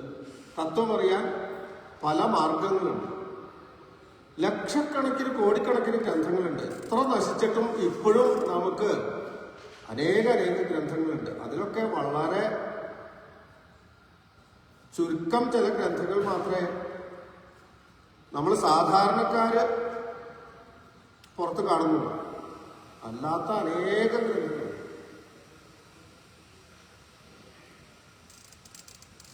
അപ്പോ ഈ ഗ്രന്ഥങ്ങളുടെ സാരം ഇത് മുഴുവൻ പഠിക്കാൻ നമുക്ക് സാധിക്കില്ല. ഇതിന്റെ സാരം നിങ്ങൾക്ക് പറഞ്ഞു തരണം. ഒരു ചോദ്യം. രണ്ടാമത്തെ ചോദ്യം, എന്താണ് ഈ പരമമായിട്ടുള്ള ധർമ്മം? ഒരാൾ അനുഷ്ഠിച്ചിരിക്കേണ്ട പരമമായിട്ടുള്ള ധർമ്മം എന്താണ്? മൂന്നാമത്തെ ചോദ്യം, എന്തുകൊണ്ടാണ് തൃപ്തി അനുഭവിക്കാൻ സാധിക്കുക? ആത്മസംതൃപ്തി എങ്ങനെയായാലാണ് ഉണ്ടാവുക? കുറെ ശ്രമം നടത്തി, കുറെ പലതും ചെയ്തു നോക്കി, തൃപ്തി വരുന്നില്ല. തൽക്കാലം നമ്മൾ ഭക്ഷണമൊക്കെ കഴിക്കുമ്പോൾ 5-10 ഇഡ്ഡലി കഴിച്ചാൽ മതി ഒരു തൃപ്തിയൊക്കെ ഉണ്ടാവും. 2 മണിക്കൂർ കഴിഞ്ഞാൽ ഈ മുതലായോ എന്ന് ചോദിക്കുക. അങ്ങനെയുള്ള തൃപ്തിയല്ല. നമുക്ക് ഇനി ഒന്നും വേണമെന്ന് തോന്നില്ല. അത്രയും ഒരു സംതൃപ്തി അതുണ്ടാവണം. അതെങ്ങനെയായാലാണ് ഉണ്ടാവുക? കൃഷ്ണന്റെ കഥകൾ ഞങ്ങൾക്ക് പറഞ്ഞു തരും. കൃഷ്ണന്റെ ലീലകൾ എത്ര കേട്ടാലും മതിവരാത്തതാണ്. ഭഗവാൻ എന്തിനായിട്ടാണ് പല ലീലകളും, ആ ഭഗവാന്റെ കൃഷ്ണലീലകൾ എന്ന് പറഞ്ഞു കഴിഞ്ഞാൽ വസുദേവന്റെ പുത്രനായിട്ട് ജനിച്ചു. പക്ഷെ വളർന്നത് നന്ദഗോപരുടെയും യശോദയുടെയും പുത്രനായിട്ടാണ്. എന്തിനാണ് ഇങ്ങനെയൊക്കെ നാടകം കളിച്ചത്? എന്തൊക്കെയാണ് ഭഗവാൻ ബലരാമനോട് കൂടി ചെയ്തത്? ഇതെല്ലാം ഞങ്ങൾക്ക് പറഞ്ഞു തരണം. മറ്റ് പല അവതാരങ്ങളും ഭഗവാൻ ഇവിടെ ചെയ്തിട്ടുണ്ട്. ആ അവതാര ലീലകളൊക്കെ ഞങ്ങൾക്ക് പറ്റുന്ന രീതിയിൽ ഞങ്ങൾക്ക് പറഞ്ഞു തരണം. മുഖ്യം കൃഷ്ണകഥ തന്നെ. ദ്വാപരയുഗത്തിന്റെ അവസാനത്തിൽ കൃഷ്ണൻ തിരിച്ച് വൈകുണ്ഠത്തിലേക്ക് മടങ്ങിയപ്പോൾ അന്നു മുതൽ കലി ബാധിച്ചു എന്നാണ്. അപ്പോ ഈ കലികാലത്ത് സജ്ജനങ്ങൾക്ക് ആശ്രയമായിട്ടുള്ള ധർമ്മം എന്താണ്? ഇങ്ങനെ 5-6 ചോദ്യങ്ങളാണ് ശൗനകാദി മഹർഷിമാര് ചോദിക്കുന്നത്. അപ്പൊ സൂതൻ തന്റെ ഗുരുനാഥനെ സ്മരിച്ചു. യം പ്രവ്രജന്തമനുപേതമഭേദകൃത്യം ദ്വൈപായനോ വിരഹകാതര ആജുഹാവ പുത്രേതി തന്മയതയാതരവോഭിനേതു തം സർവഭൂതഹൃദയം മുനിമാനതോസ്മി. ഈ സൂതൻ ശ്രീശുകൻ പരീക്ഷത്തിന് ഭാഗവതം ഉപദേശിക്കുമ്പോൾ അവിടെ ഉണ്ടായിരുന്നു ഇത് കേട്ടുകൊണ്ട്. അനേക സജ്ജനങ്ങൾ ആ പരീക്ഷത്തിന് ശ്രീശുകൻ ഭാഗവതം ഉപദേശിക്കുമ്പോൾ ഉണ്ടായിരുന്നു. അതിന്റെ കൂട്ടത്തിൽ സൂതനുണ്ട്. അതുകൊണ്ട് സൂതൻ തന്റെ ഗുരുനാഥനായിട്ട് ശ്രീശുകനെയാണ് ഗണിക്കണത്. ശ്രീശുകനെ തന്റെ ഗുരുനാഥനായിട്ട് ഇത് പറയുന്നതിന് മുമ്പ് നമസ്കരിക്കുമ്പോൾ തന്നെ ഭാഗവതമാണ് ഉപദേശിക്കാൻ പോകുന്നത് എന്നത് നിശ്ചയം. കാരണം ശീശുകൻ മറ്റൊരു ഗ്രന്ഥവും ആർക്കും ഉപദേശിച്ചിട്ടില്ല. ഭാഗവതത്തിന് മാത്രമാണ് സുഖശാസ്ത്രം എന്ന് പേര്. ശീശുകന്റെ യോഗ്യത എന്താണ്? യം പ്രവ്രജന്തമനുപേതമപേതകൃത്യം ദ്വൈപായനോ വിരഹകാതര ആജുഹാവ പുത്രേതി തന്മയതയാ തരവോഭിനേതു തം സർവഭൂതഹൃദയം മുനിമാനതോസ്മി. വ്യാസന്റെ പുത്രനാണ്, പക്ഷേ വ്യാസനേക്കാൾ കേവനാണ്. ശീശുകൻ ജന്മനാ തന്നെ ജ്ഞാനിയാണ്. അതുകൊണ്ട് അദ്ദേഹത്തിന് അച്ഛൻ എന്നുള്ള ബന്ധം പോലും വ്യാസനോടില്ല. ആരോടും ഒരു ബന്ധമില്ല. ജ്ഞാനികൾ സർവതന്ത്ര സ്വതന്ത്രരാണ്, അവര് മുക്തരാണ്. ജ്ഞാനത്തിന്റെ അറിവുള്ളവന്റെ ലക്ഷണം എന്താണ്? അവര് സ്വതന്ത്രരാണ്, അവര് ജീവൻ മുക്തരാണ്. അപ്പൊ ശീശുകൻ ജന്മനാ തന്നെ ജ്ഞാനി ആയതുകൊണ്ട് അദ്ദേഹത്തിന് യാതൊരു ബന്ധവുമില്ല. അച്ഛനോട് പ്രത്യേക ഒരു മമത അങ്ങനെയില്ല. അതുകൊണ്ടെന്താ, അദ്ദേഹം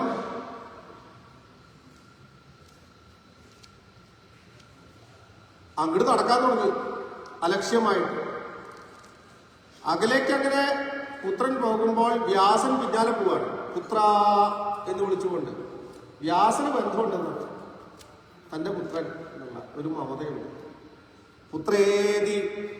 അപ്പൊ എന്താ ഉണ്ടായത്? അത്ഭുതം ഉണ്ടായി. തന്മയതയാ തരവോഭിനേതു. കാടാണ്, ധാരാളം വൃക്ഷങ്ങളാണ്. വൃക്ഷങ്ങൾ വിളി കേട്ടു എന്നാണ്. വൃക്ഷങ്ങൾ എങ്ങനെ വിളി കേട്ടു എന്ന് ചോദിക്കരുത്. ഒരു ആ ശീശുകന്റെ സർവാത്മകത്വം, സർവഭൂതങ്ങളോടും ഒന്നായി ചേർന്ന ശീശുകന്റെ ഭാവത്തെ കാണിക്കാൻ വേണ്ടി പറയണം. തിരിച്ച് അവര് ശബ്ദം ഉണ്ടാക്കിയോ അങ്ങനൊന്നും ചോദിക്കില്ല. തരവോഭിനേതു, അവര് വിളി കേട്ടു എന്നാണ്. അങ്ങനെ സർവഭൂത ഹൃദിസ്ഥനായിട്ടുള്ള, സർവഭൂതങ്ങളുടെയും ഹൃദയത്തിൽ സ്ഥിതി ചെയ്തുകൊണ്ട് എല്ലാമായി തീർന്ന ആ ശീശുവിന് നമസ്കാരം.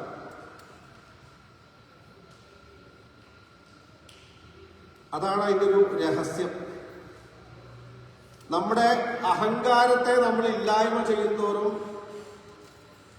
ഈ ഞാനിനെ ഇല്ലായ്മ ചെയ്യാൻ ശ്രമിക്കുന്തോറും ഞാൻ എന്ന ഭാവം, ഞാൻ എന്ന ഭാവം അത് തോന്നായിക വേണം എന്നൊക്കെയല്ലേ നമ്മൾ പ്രാർത്ഥിക്കുക.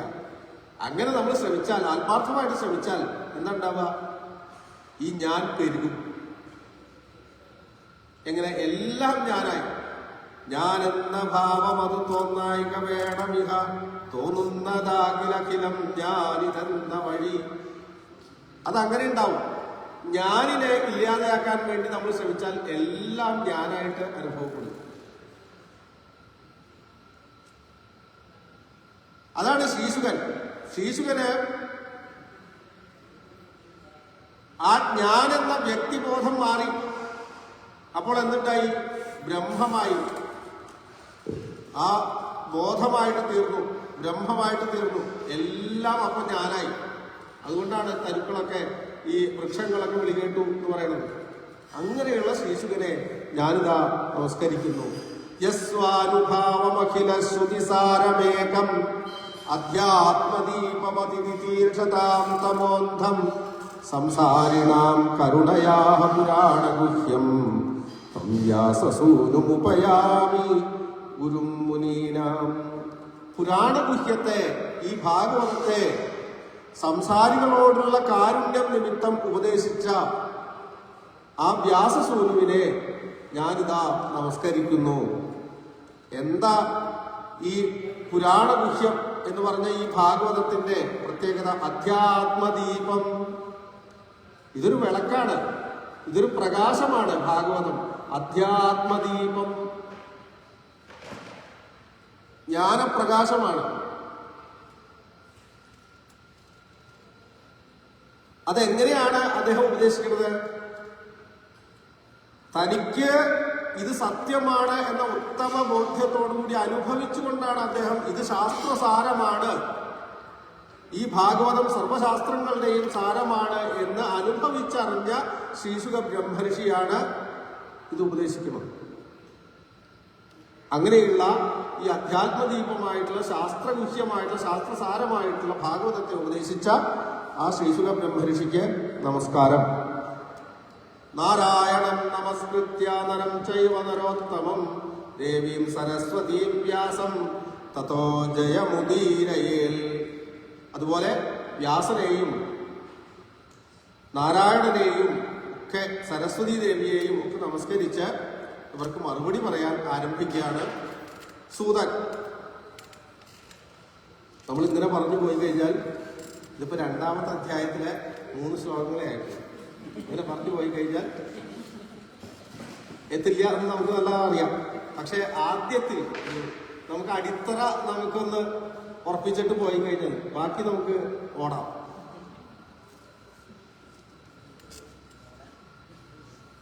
അപ്പോ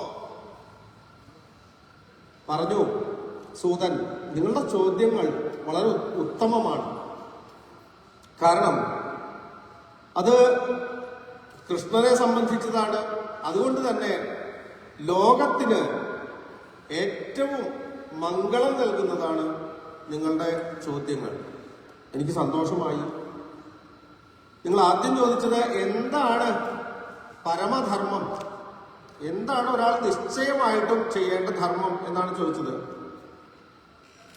ധർമ്മസ്വനുഷ്ഠിത പുംസാം വിശ്വക്സേന കഥാസുയ സവൈ പുംസാം പരോ ധർമ്മോ യതോ ഭക്തിരധോക്ഷജേ. നേരിട്ട ഉത്തരം, ചുറ്റിക്കെട്ടൊന്നുമില്ല.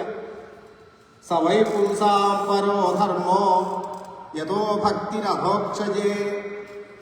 അതാണ് അധോക്ഷജനിൽ ഭഗവാനിൽ ഭക്തി ഉണ്ടാകുന്നത് എപ്രകാരമാണോ അത് ആണ് പരമമായിട്ടുള്ള ധർമ്മം. ഭഗവാനിൽ ഭക്തി ഉണ്ടാക്കുന്ന ധർമ്മമെന്നോ അത് പരമമായിട്ടുള്ള ധർമ്മം. എങ്ങനെയുള്ള ഭക്തി? അഹൈരുക്യ അപ്രതിഹത. അഹൈരുകിയും അപ്രതിഹതയുമായിട്ടുള്ള ഹേതുവില്ലാത്ത എന്തെങ്കിലും ഒരു കാരണമോ ഒരു വിഷമം വന്നു എന്നാ അമ്പലത്തിൽ പോവുക, അല്ലെങ്കിൽ വേറെന്തെങ്കിലും ഒരു കാരണം, അതില്ല. എന്തിനെങ്കിലും വേണ്ടിയിട്ടല്ല. അങ്ങനെ ഒരു ഭക്തി. എനിക്ക് ഭഗവാനെ പ്രേമിക്കാതെ വയ്യ, എനിക്ക് മറ്റൊന്നും വേണ്ട, ഭഗവാനിൽ നിന്ന് എനിക്കൊന്നും വേണ്ട, പക്ഷെ എനിക്ക് ഭഗവാനെ കാണാതെ വയ്യ, എനിക്ക് കൃഷ്ണന്റെ കഥകൾ കേൾക്കാതെ വയ്യ, എനിക്ക് കൃഷ്ണനെ കാണാതെ വയ്യ, ഗുരുവായൂരപ്പനെ കാണാതെ വയ്യ എന്നൊക്കെയുള്ളൊരവസ്ഥ. ആ ഭക്തി എന്തുകൊണ്ടുണ്ടാവുമോ അതാണ് പരമധർമ്മം. ഒരാള് നിശ്ചയമായിട്ടും ജീവിതത്തിൽ മറ്റുള്ളതൊക്കെ ചെയ്താലും ചെയ്തില്ലെങ്കിലും കൊള്ളാം, ഇതാണ് നിശ്ചയമായിട്ടും ചെയ്യേണ്ടത്. അത് ചെയ്താൽ എന്താ ഫലം? അപ്പൊ പരമമായിട്ടുള്ള ധർമ്മം ഭക്തി. അത് ചെയ്താൽ എന്താ ഗുണം? യയാ ആത്മാ സംപ്രസീദതി. 2ാമത്തെ ചോദ്യത്തിന് ഉത്തരായി. അത് ചെയ്താൽ തൃപ്തിക്ക് വേറൊന്നും അന്വേഷിച്ചു പോണ്ട, അതുകൊണ്ട് ആത്മസംതൃപ്തി അനുഭവിക്കാം എന്നാണ്. അതുകൊണ്ട് തന്നെ ആത്മസംതൃപ്തി അനുഭവിക്കാം.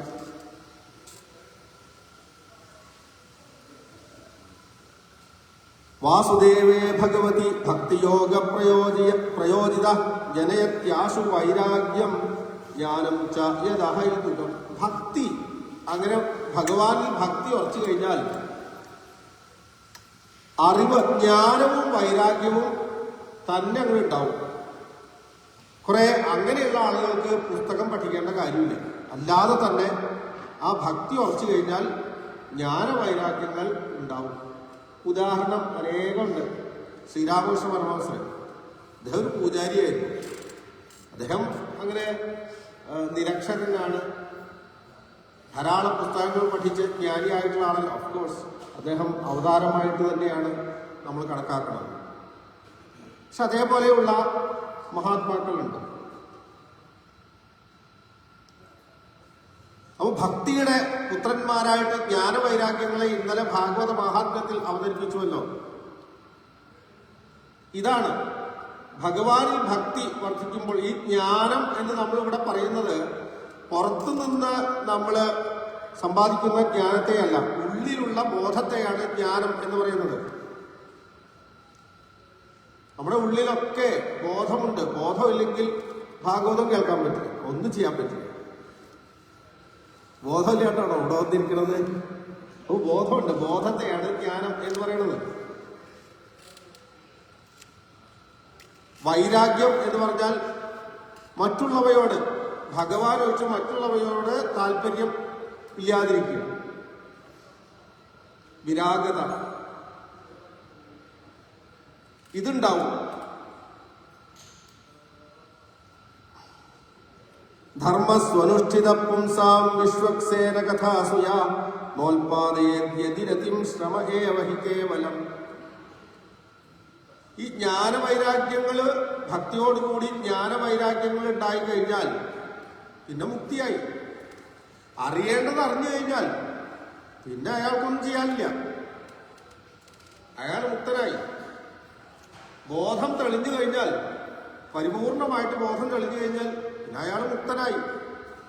അയാൾ ബ്രഹ്മജ്ഞാനിയായി. ബ്രഹ്മജ്ഞാനി എന്ന് പറഞ്ഞാൽ ബ്രഹ്മം തന്നെ. ഇനി ഒരാള് മറ്റ് ധർമ്മങ്ങളൊക്കെ നന്നായിട്ട് അനുഷ്ഠിച്ചു, അതായത് ഒരു ഭാര്യയാണ്, ഭർത്താവാണ്, അല്ലെങ്കിൽ ഒരു കുട്ടിയാണ്, അല്ലെങ്കിൽ വർണ്ണങ്ങളിൽ അനുഷ്ഠിക്കേണ്ട ഓരോ വർണ്ണത്തിൽ അനുഷ്ഠിക്കേണ്ടതൊക്കെ കൃത്യമായിട്ട് അനുഷ്ഠിച്ചു. ബ്രാഹ്മണൻ, ക്ഷത്രിയൻ, വൈശ്യൻ, ശൂദ്രൻ, ഇങ്ങനെയൊക്കെയുള്ള അവർക്കൊക്കെ ഓരോ ധർമ്മം ഉണ്ടല്ലോ. അതേപോലെ ഓരോ ആശ്രമത്തിന് ബ്രഹ്മചര്യം, ഗാർഹസ്ഥ്യം, വാനപ്രസ്ഥം, സന്യാസം, ഇതിലൊക്കെ ഉള്ളവര് ചെയ്യേണ്ട കാര്യങ്ങളൊക്കെ കൃത്യമായിട്ട് ചെയ്തു. പക്ഷേ അയാൾക്ക് ഭക്തി ഉണ്ടായില്ലെങ്കിൽ ഈ ചെയ്തതൊക്കെ വെറുതെയാണ്. ശ്രമ ഏവ ഹി കേവലം, വെറുതെ കുറെ പണിയെടുത്തു, ഇത്രയുള്ളൂ. അതിനർത്ഥം ഈ ഭക്തിയാണ് എന്ത് പണിപ്പെട്ടും സമ്പാദിക്കേണ്ടത്. വേറെ ധർമ്മം അനുഷ്ഠിച്ച് വേറെ എന്തെങ്കിലും സമ്പാദിച്ചുകൊണ്ട് ഒരു കാര്യമില്ല. അതാണ് പിന്നെ വിശദമായിട്ട് പറയേണ്ടത്. നമ്മള് ഈ പുരുഷാർത്ഥങ്ങൾ സമ്പാദിക്കണം. ജനിച്ചു കഴിഞ്ഞാൽ ധർമ്മം, അർത്ഥം, കാമം, മോക്ഷം, ഈ പുരുഷാർത്ഥങ്ങൾ എല്ലാവരും സമ്പാദിക്കണം എന്ന് പറയും. ധർമ്മം അനുഷ്ഠിച്ച്, ധനം സമ്പാദിച്ച്, അർത്ഥം സമ്പാദിച്ച്, അതുപയോഗിച്ച് അവനവന്റെ ആഗ്രഹങ്ങൾ സാധിച്ച് അവസാനം തൃപ്തിപ്പെട്ട് മോക്ഷം. പക്ഷേ ഭാഗവതം പറയാം അങ്ങനെയല്ല. ഈ പുരുഷാർത്ഥങ്ങളൊക്കെ വിധിച്ചിരിക്കുന്നത് അങ്ങനെ ചെയ്യാനല്ല. ധർമ്മം അനുഷ്ഠിച്ച് അർത്ഥം സമ്പാദിക്കുക. അർത്ഥം എന്ന് പറഞ്ഞാൽ ഈ പൈസ സമ്പാദിക്കലല്ല. ധർമ്മം അനുഷ്ഠിച്ച് മോക്ഷം നേടുക വേണ്ടത്. ധർമ്മത്തിന്റെ ലക്ഷ്യം മോക്ഷം നേടലാണ്. അപ്പൊ അർത്ഥം വേണ്ട. പൈസയൊക്കെ എന്ത് ചെയ്യണം? പൈസ കളയണ്ട, അല്ലെങ്കിൽ പൈസ കളയണം എന്നാണോ, അല്ലെങ്കിൽ പൈസ സമ്പാദിക്കേണ്ടതാണോ? സമ്പാദിക്കാണ്ടിരിക്കുകയോ എന്താ വേണമെങ്കിൽ ചെയ്യാം. പക്ഷെ അതൊന്നും ലക്ഷ്യമല്ല. മാത്രവുമല്ല, കാമം അനുഭവിക്കലാണ്. കാമം അനുഭവിച്ച് തൃപ്തി വരുത്താം എന്ന് ആരും പ്രതീക്ഷിക്കേണ്ട. നമ്മുടെ ആഗ്രഹങ്ങൾ ഇങ്ങനെ പെരുകിക്കൊണ്ടിരിക്കും. ഒന്ന് സാധിച്ചാൽ അതിങ്ങനെ പെരുകിക്കൊണ്ടിരിക്കും. അപ്പൊ ഈ കാമം എന്ന പുരുഷാർത്ഥം എന്തിനു വേണ്ടിയിട്ടാണ്? ഈ ശരീരം നിലനിൽക്കാൻ. ഈശ്വരാന്വേഷണം ചെയ്യണമെങ്കിലും ഈ ശരീരം വേണമല്ലോ. ആ നിലനിൽക്കാൻ വേണ്ടി എത്രമാത്രം നമുക്ക് വസ്തുക്കൾ വേണോ, അല്ലെങ്കിൽ എത്രമാത്രം നമുക്ക് ഓരോ കാര്യങ്ങൾ വേണമോ അത്രമാത്രം ആഗ്രഹം വെച്ച് പുലർത്തണം. അതല്ലാതെ അവനവന് തോന്നുന്ന ആഗ്രഹങ്ങൾ മുഴുവൻ സാധിക്കാൻ പോയി കഴിഞ്ഞാൽ ഇതിന്റെ അവസാനം ഇല്ലാണ്ട് വരുന്ന അർത്ഥം. ലക്ഷ്യം എന്താണ്? മോക്ഷമാണ്. അതാണ് പറയണത്, ജീവസ്യ തത്വജിജ്ഞാസ. ജീവന്റെ ലക്ഷ്യം തത്വജിജ്ഞാസയാണ്. സത്യം എന്താണെന്ന് അറിയാം. എന്തിനാ സത്യം അറിയണത്? പ്രപഞ്ച സത്യം, അതിനെയാണ് ഭഗവാൻ എന്ന് പറയുന്നത്. എന്തിനാ അറിയണത്?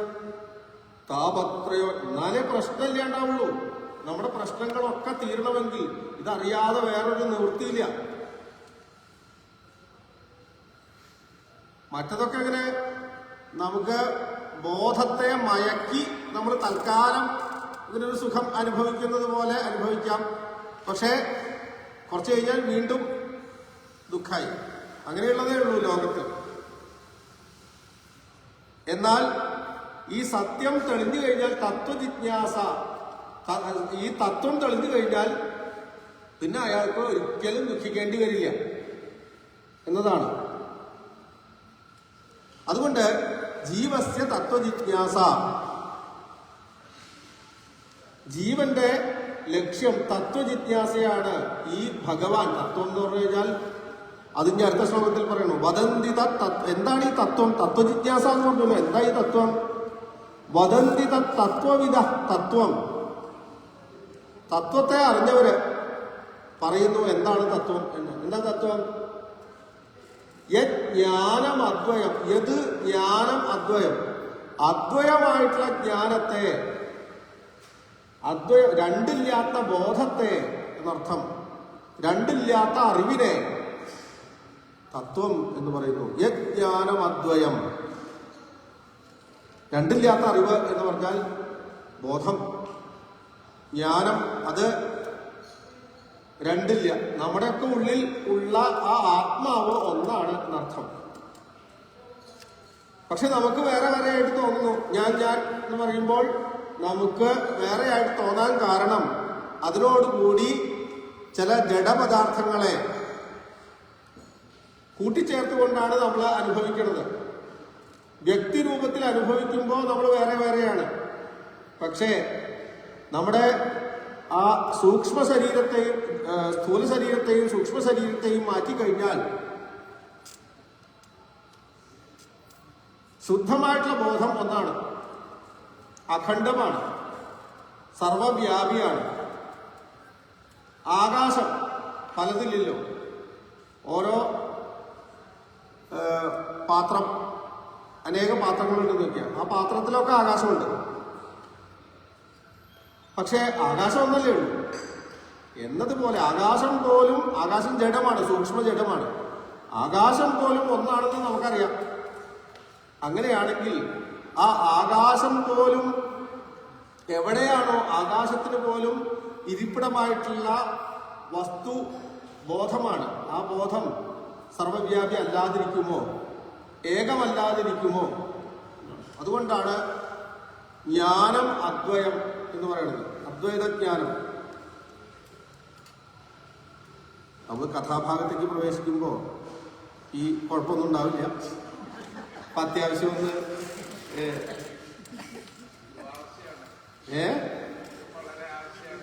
അതെ, നമ്മൾ ഈ ആദ്യത്തെ ആവുകൊണ്ട് ഇതിന്റെ ഒരു ബേസിക് ഇതായതുകൊണ്ടാണ് ഇങ്ങനെ പറയാതിരിക്കാനും പറ്റില്ല. ആരെങ്കിലും ശ്രദ്ധിക്കുകയാണെങ്കിൽ ചിലപ്പോൾ ഉപകാരമൊക്കെ ഉണ്ടാവും, ഉപകാരം ഉണ്ടാവും എന്നാണ് എന്റെ വിശ്വാസം. അതുകൊണ്ടാണ് ഈ പറയുന്നത്. അപ്പോ അല്ല, ശ്രദ്ധിക്കണില്ല എന്നല്ല, ഇടയ്ക്ക് ഇങ്ങനെ അത് മതി. ഇനി ഇത് കണ്ണടച്ച് വിശ്വസിക്കാൻ പാടില്ല. കാരണം നമ്മളിങ്ങനെ ബ്രഹ്മജ്ഞാനി ആയിട്ടില്ല. നമ്മള് അറിയാവുന്നത് ആത്മാർത്ഥമായിട്ട് വിശ്വസിക്കുന്നത് തന്നെയാണ് പറയണത്. പക്ഷെ അതൊക്കെ അവനവന്റെ ബുദ്ധിക്കനുസരിച്ച് വീണ്ടും വീണ്ടും പഠിച്ചും ഒക്കെ ഉറപ്പുവരുത്തേണ്ടതാണ് എന്നർത്ഥം. അത് പ്രത്യേകിച്ച് പറയേണ്ട കാര്യമില്ല, എന്നാലും പറയണം. അപ്പോ യജ്ഞാനം അദ്വയം, അദ്വയമായിട്ടുള്ള ജ്ഞാനം. ഇനി അടുത്ത വരി എന്താണ്? അതാണ് ആ അദ്വയമായ ജ്ഞാനത്തെയാണ് ബ്രഹ്മേതി, ബ്രഹ്മം എന്ന് പറയുന്നത്. ബ്രഹ്മം എന്ന് മാത്രമാണ് പറയുന്നത്. പരമാത്മേതി, പരമാത്മ എന്ന് വേറെ ചിലർ പറയും. ആ വസ്തുവിനെ തന്നെ, ആ അറിവിനെ തന്നെ, ആ ജ്ഞാനത്തിനെ തന്നെ, ആ ബോധത്തിനെ തന്നെ എന്തു പറയും? ഭഗവാനിതി ശബ്ദതേ. നമ്മൾ ഈ ഭഗവാൻ ഭഗവാൻ എന്ന് പറയുന്നതൊക്കെ ഈ അദ്വൈതജ്ഞാനം, അദ്വൈത ജ്ഞാനത്തെയാണ്, ഈ ബോധത്തെയാണ് എന്നർത്ഥം. അതാണ് വദന്തി തത്വവിദസ്തത്വം യജ്ഞാനമദ്വയം ബ്രഹ്മേതി പരമാത്മേതി ഭഗവാനിതി ശബ്ദതേ. അപ്പോ ജീവസ്യ തത്വജിജ്ഞാസ, തത്വം അറിയണം, ഇതാണ് ജീവന്റെ ലക്ഷ്യം എന്ന് പറഞ്ഞാൽ എന്താർത്ഥം? ഭഗവാനെ ആശ്രയിക്കലാണ് ജീവന്റെ ലക്ഷ്യം എന്നായി. അതിനെന്താ വഴി? അതിനുള്ള ഭാഗവതത്തിന്റെ വഴിയാണ് വളരെ പെക്യൂലിയർ ആയിട്ടുള്ള ഒരു വഴി. 7 സ്റ്റെപ്പുകളാണ്. കഥാരത്നം രാവിലെ സൂചിപ്പിച്ചു. കഥാരതി, കഥാരുചി, ചിത്തശുദ്ധി, നൈഷ്ഠികീ ഭക്തി, ചിത്തപ്രസാദം, തത്വജ്ഞാനം, ജീവൻ മുക്തി. കഥാരതി, ആദ്യം കഥ കേൾക്കാനുള്ള ഒരു താല്പര്യം, അല്ലെങ്കിൽ എന്തെങ്കിലും സംഗതി വശാൽ ഇപ്പൊ ഇതിലെങ്ങനെ വന്നു, ആദർശികമായിട്ട് ഇവിടെ സപ്താഹം നടക്കുന്നുണ്ട്, ഇത് കേൾക്കാൻ വേണ്ടി വന്നതൊന്നുമല്ല, എന്നാലും ഇവിടെ വന്നപ്പോൾ കഥ കേട്ടു, കുറച്ചൊന്ന് കേട്ടു, എന്തോ പറയുന്നു, അപ്പൊ ഒന്ന് ശ്രദ്ധിക്കാൻ തോന്നി, അങ്ങനെ ഇരുന്നു കേട്ടു. കഥാരതി, കേൾക്കാൻ തോന്നിയല്ലോ, കഥാരതി. അങ്ങനെ കുറച്ചിങ്ങനെ കേട്ടപ്പോ ഇനി ഒന്നും കൂടി കേൾക്കണം. അങ്ങനെയാണ് നമ്മൾ ഈ ഓരോ രുചി പിടിക്കുക എന്ന് പറയും. ഓരോ വസ്തുക്കൾ കഴിക്കുമ്പോഴേ ആദ്യം കഴിക്കുമ്പോൾ ചിലപ്പോൾ അത്ര അങ്ങോട്ട് ഇരിക്കില്ല. അങ്ങനെ പലതവണ 2, 3 ആകുമ്പോൾ ഇനി ഒന്നുകൂടി വേണം എന്നൊക്കെ തോന്നുന്ന അവസ്ഥ എത്തിക്കഴിഞ്ഞാൽ കഥാരുചി, രുചി പിടിച്ചു. നാവിന് അതിൻ്റെ രുചി പിടിച്ചു എന്നതുപോലെ നമ്മുടെ മനസ്സിന് രുചി പിടിച്ചു. ഭാഗവതം, ഈ കഥകളെ കേൾക്കണം, വീണ്ടും കേൾക്കണം എന്നുള്ള തോന്നലുണ്ടായി കഴിഞ്ഞാൽ അയാൾക്ക് രുചി ഉണ്ടായി എന്നാണ് അർത്ഥം. കഥാരുചി അടുത്ത സ്റ്റെപ്പാണ്, 2ാമത്തെ സ്റ്റെപ്പാണ്. അങ്ങനെ കഥാരുചി ഉണ്ടായി കഴിഞ്ഞാൽ, ഭഗവത് കഥകളിൽ രുചി ഉണ്ടായി കഴിഞ്ഞാൽ അയാളുടെ ചിത്തം പതുക്കെ പതുക്കെ ശുദ്ധമാവാൻ തോന്നും. ശുദ്ധമാവാന്ന് പറയുന്ന അർത്ഥം രജസ്സും തമസ്സും കുറഞ്ഞ് കുറച്ചും കൂടി സാത്വികമാവും അയാളുടെ മനസ്സ്, സത്വപ്രധാനമാവും. അപ്പൊ കുറച്ചും കൂടി ഒരു തെളിച്ചുണ്ടാവും. അങ്ങനെ വന്നു കഴിഞ്ഞാൽ സത്വപ്രധാനമാവുമ്പോൾ നൈഷ്ഠികീ ഭക്തി, അടുത്ത സ്റ്റെപ്പ്, 4ാമത്തെ. അയാളുടെ ഭക്തി, അതുവരെയൊക്കെ ഭക്തിയുണ്ട് പലതരത്തിലും. അമ്പലത്തിൽ വന്നു കഴിഞ്ഞാൽ ആദ്യമൊക്കെ എന്താ സത്വസംഹാരം, തമസ് കൂടിയിരിക്കുമ്പോഴേ എന്തിനാ വരുന്നത്? അയാൾ വല്ലപ്പോഴേ വരുള്ളൂ. എന്താ വരുമ്പോ എന്താണ്? മറ്റവനെ ഒന്ന് അടിക്കണം, അവനവന്റെ പേര് നാളെ കൊടുക്കാൻ തന്നെ വേണ്ടില്ല. പിന്നെ കുറച്ചും കൂടി കഴിയുമ്പോ അയാൾക്ക് അത്രയില്ല, തമസ് മാറി രജസ് വരും. അപ്പൊ അയാൾക്ക് കുറെ ആഗ്രഹങ്ങളോ, അത് നേടണം, ഇത് നേടണം, അത് അങ്ങനെയൊക്കെയുള്ള ആഗ്രഹങ്ങളാണ്. അപ്പൊ അയാൾ ഭാഗ്യസൂക്തം, അത് എന്തുകൊണ്ടൊക്കെയാണോ ശ്രീ സൂക്തം എന്നൊക്കെ പറഞ്ഞിട്ട് ഈ കുറെ കാശുണ്ടാവാനും അല്ലെങ്കിൽ ഇതൊക്കെ ആയിട്ടുള്ള അത് രജസ്. ഇതൊക്കെ മാറി സത്വം വർദ്ധിക്കുമ്പോൾ ഇതൊന്നും വേണ്ട അയാൾക്ക്. അയാളെന്താ പ്രാർത്ഥിക്കുക? എനിക്ക് ഇനിയും ഭക്തി ഉണ്ടാവണേ. ഭവേ ഭവേ യഥാ ഭക്തി. അങ്ങനെയാണ് അയാൾ പ്രാർത്ഥിക്കുക. അപ്പോ നൈഷ്ഠികീ ഭക്തി, ചിത്തശുദ്ധി ഉണ്ടായി കഴിഞ്ഞാൽ ഭക്തി നിഷ്ഠയോട് കൂടിയിട്ടുള്ളൂ. പിന്നെ അയാളുടെ ഉള്ളിൽ നിന്ന് ഭഗവാൻ അങ്ങനെയൊന്നും മാറില്ല. ഇയാൾ വിട്ടാൽ പോലും ഭഗവാൻ വിടില്ല. അങ്ങനത്തെ അവസ്ഥയുണ്ട്. ആ ഭക്തി ഉറച്ചു കഴിഞ്ഞാൽ പിന്നെന്താ? ചിത്തപ്രസാദം. അയാൾക്ക് എപ്പോഴും നല്ല സുഖപ്രസാദം. നല്ല അയാള് എന്ത് വിഷയം ഉണ്ടെങ്കിലും, ഇപ്പോ കുചേലനെ കുറിച്ച് വർണ്ണിക്കാതാണ്. മഹാദാരിദ്ര്യമാണ്, ഭക്ഷണം കഴിച്ചിട്ട് തന്നെ എത്രയോ നാളുകളെ. പക്ഷെ പ്രശാന്താത്മാ ജിതേന്ദ്രിയ, അദ്ദേഹം എങ്ങനെയാണ്? അദ്ദേഹത്തിനെ കണ്ടു കഴിഞ്ഞാൽ പൂർണ്ണ തൃപ്തൻ. അങ്ങനെയാണ്. അതാണ് ചിത്തപ്രസാദം.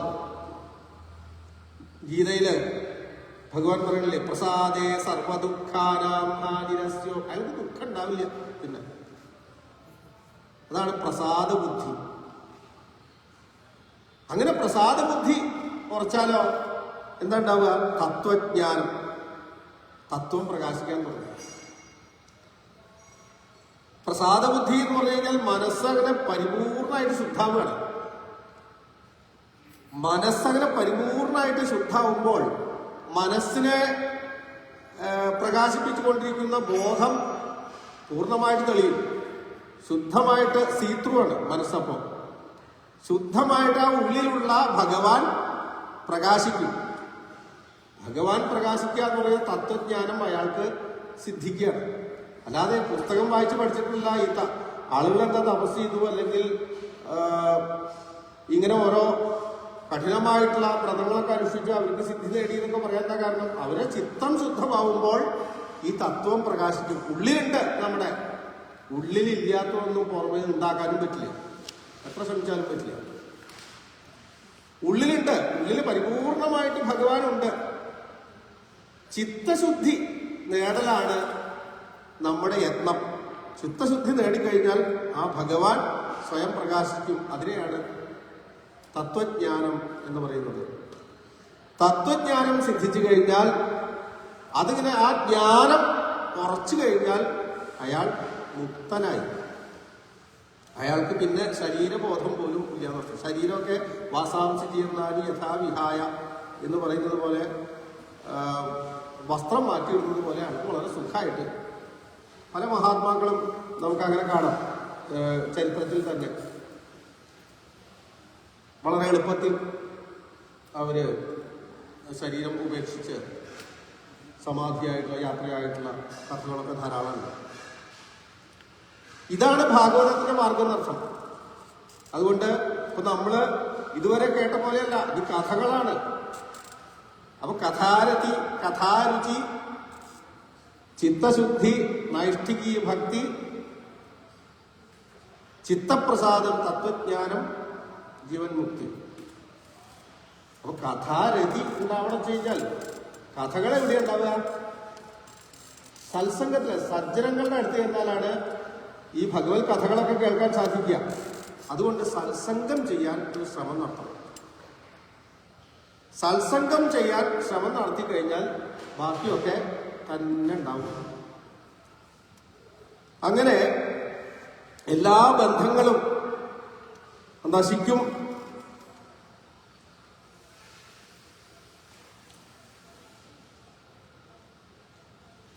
അതാണ് ഭിദ്യതേ ഹൃദയഗ്രന്ഥി ഛിദ്യന്തേ സർവസംശയാ ക്ഷീയന്തേ ചാസ്യ കർമാണി ദൃഷ്ടേവാത്മനീശ്വരേ. അതുകൊണ്ട് ആണ് പണ്ഡിതന്മാരൊക്കെ കവികളൊക്കെ എന്ത് ചെയ്യും? കഥകൾ, ഭഗവാന്റെ കഥകൾ കേൾക്കാനും പറയാനും വേണ്ടിയിട്ടാണ് അവർ ശ്രമിക്കുക. അവര് ഏതെങ്കിലും പ്രകാരത്തിൽ ഭഗവത് ഭക്തി ഉണ്ടാവാൻ വേണ്ടി അവർ പരിശ്രമിച്ചുകൊണ്ടിരിക്കും. അതോ വൈ കവയോ നിത്യം ഭക്തിം പരമയാമുക. ഇത് തന്നെയാണ് നമുക്കും ചെയ്യാനുള്ളത് എന്നാണ് പറയണത്. അപ്പൊ ഇതുകൊണ്ട് തന്നെ എന്തുണ്ടാവും? ഇതാണ് പരമമായിട്ടുള്ള ധർമ്മം, ഭക്തിയാണ് പരമമായിട്ടുള്ള ധർമ്മം. ഇതുകൊണ്ട് ആത്മസംതൃപ്തി ഉണ്ടാവും. പിന്നെ ഇത് ശാസ്ത്രങ്ങളുടെ സാരമാണ്, ഇത് തന്നെയാണ് ശാസ്ത്രസാരം. പിന്നെന്താ? ഭഗവാന്റെ അവതാരങ്ങളെ കുറിച്ച് ചോദിച്ചു. 22 അവതാരങ്ങളെ എണ്ണി എണ്ണി പറഞ്ഞു. ആദ്യം ഭഗവാൻ പ്രപഞ്ചത്തെ പല തത്വങ്ങളെയും, മഹത്തത്വം മുതൽ ആകാശം, വായു, തേജസ്, ജലം, ഭൂമി തത്വം വരെയുള്ള എല്ലാ തത്വങ്ങളെയും സൃഷ്ടിച്ചു. എന്നിട്ട് അതിൽ പ്രവേശിച്ചു. അങ്ങനെ അണ്ഡാകാരമായിട്ട് കുറെ കാലം പ്രളയജലത്തിൽ കടന്നു. ആദ്യമായിട്ട് ഒരു രൂപം എടുത്തതാണ് വിരാട് രൂപം. അതുകൊണ്ട് ആദ്യത്തെ അവതാരമായിട്ട് ഗണിക്കുന്നത് വിരാട് രൂപത്തെയാണ്. പിന്നെ സനകാദി മഹർഷിമാരായിട്ട് അവതരിച്ചു. പിന്നെ അനേക അവതാരങ്ങൾ നമ്മൾ ഈ ഭാഗവതത്തിൽ ഇനി കേൾക്കാൻ പോകുന്ന വരാഹം, കപിലവാസുദേവനായിട്ടുള്ള അവതാരം, നരനാരായണന്മാരായിട്ടുള്ള അവതാരം, പിന്നെ കൃഷ്ണൻ രാമനൊക്കെ അവസാനമാണ്. അതിനു മുമ്പ് വാമനൻ, നരസിംഹം, മത്സ്യം, കൂർമ്മം, ഇതിങ്ങനെ നമ്മൾ ഈ ദശാവതാരങ്ങൾ നമ്മൾ ധരിച്ച പോലെയല്ല. മത്സ്യം, കൂർമ്മം അങ്ങനെയല്ല ഇതിൽ പറയണത് എന്നർത്ഥം. ഇങ്ങനെ 10-22 അവതാരങ്ങൾ നമ്മൾ ഇനി കേൾക്കാൻ പോകുന്ന ആ അവതാരങ്ങളൊക്കെ ചുരുക്കി ചുരുക്കി ഇങ്ങനെ പറയാണ്. പിന്നെ അല്ലയോ മഹർഷിമാരെ, ഈ എണ്ണി പറയാൻ സത്യത്തിൽ സാധിക്കില്ല. ഇപ്പൊ ഞാൻ പറഞ്ഞത് അത്യാവശ്യം പ്രധാനപ്പെട്ടത് എന്ന് തോന്നിയത് പറഞ്ഞു എന്ന് മാത്രമേ ഉള്ളൂ. അനേകമാണ് ഭഗവാന്റെ അവതാരങ്ങൾ. അത് എണ്ണി തിട്ടപ്പെടുത്താൻ സാധിക്കില്ല. ഒരുപക്ഷെ സമുദ്രതീരത്തെ മണൽത്തരികളെ എണ്ണി തിട്ടപ്പെടുത്താൻ സാധിച്ചാൽ പോലും ഭഗവാന്റെ അവതാരങ്ങൾ നമുക്ക് എണ്ണി പറയാൻ സാധിക്കില്ല. എന്ന് പറഞ്ഞാൽ എല്ലാം ഭഗവാന്റെ അവതാരങ്ങളാണ് ഒരു തരത്തിൽ. കാരണം ഭഗവാനല്ലേ, ഒരേ വസ്തുവല്ലേ ഉണ്ടായിരുന്നുള്ളൂ. വേറൊരു വസ്തു, രണ്ടാമതൊരു വസ്തു ഇല്ല സൃഷ്ടിക്കും മുമ്പ്. അതിനർത്ഥം എന്താ? ഭഗവാൻ തന്നെയാണ് എല്ലാമായിട്ട് തീർന്നത് എന്നർത്ഥം. അതുകൊണ്ട് എല്ലാം ഭഗവാനാണ്. സർവം ബ്രഹ്മമയം. കീർത്തനം കേട്ടിട്ടുണ്ടല്ലോ അല്ലെ? സർവം ബ്രഹ്മമയം രേ രേ സർവം ബ്രഹ്മമയം. എന്താ കാരണം? ഭഗവാൻ ഉണ്ടായിരുന്നുള്ളൂ. പലതായിട്ട് തീരാൻ ഇവിടെ വേറൊരു വസ്തുവില്ല, ഭഗവാൻ മാത്രമേ ഉള്ളൂ. അതുകൊണ്ട് ഭഗവാനാണ് എല്ലാം. ഇങ്ങനെയുള്ള ഭഗവാന്റെ അത്ഭുത കർമ്മങ്ങളെ വിവരിക്കുന്ന ഗ്രന്ഥമാണ് ഭാഗവതം. ഈ ഭാഗവതം അനേക പുരാണങ്ങളിൽ ഒന്നല്ല. പിന്നെയോ പുരാണ അർക്കഹ എന്നാണ്. പുരാണ അർക്കനാണ് എന്ന് പറഞ്ഞാൽ സൂര്യനാണ്. മറ്റൊക്കെ നക്ഷത്രങ്ങളാണ്. ഈ ഭാഗവതം എന്നത് സൂര്യനാണ് എന്നാണ് പുരാണങ്ങളിൽ വെച്ച്.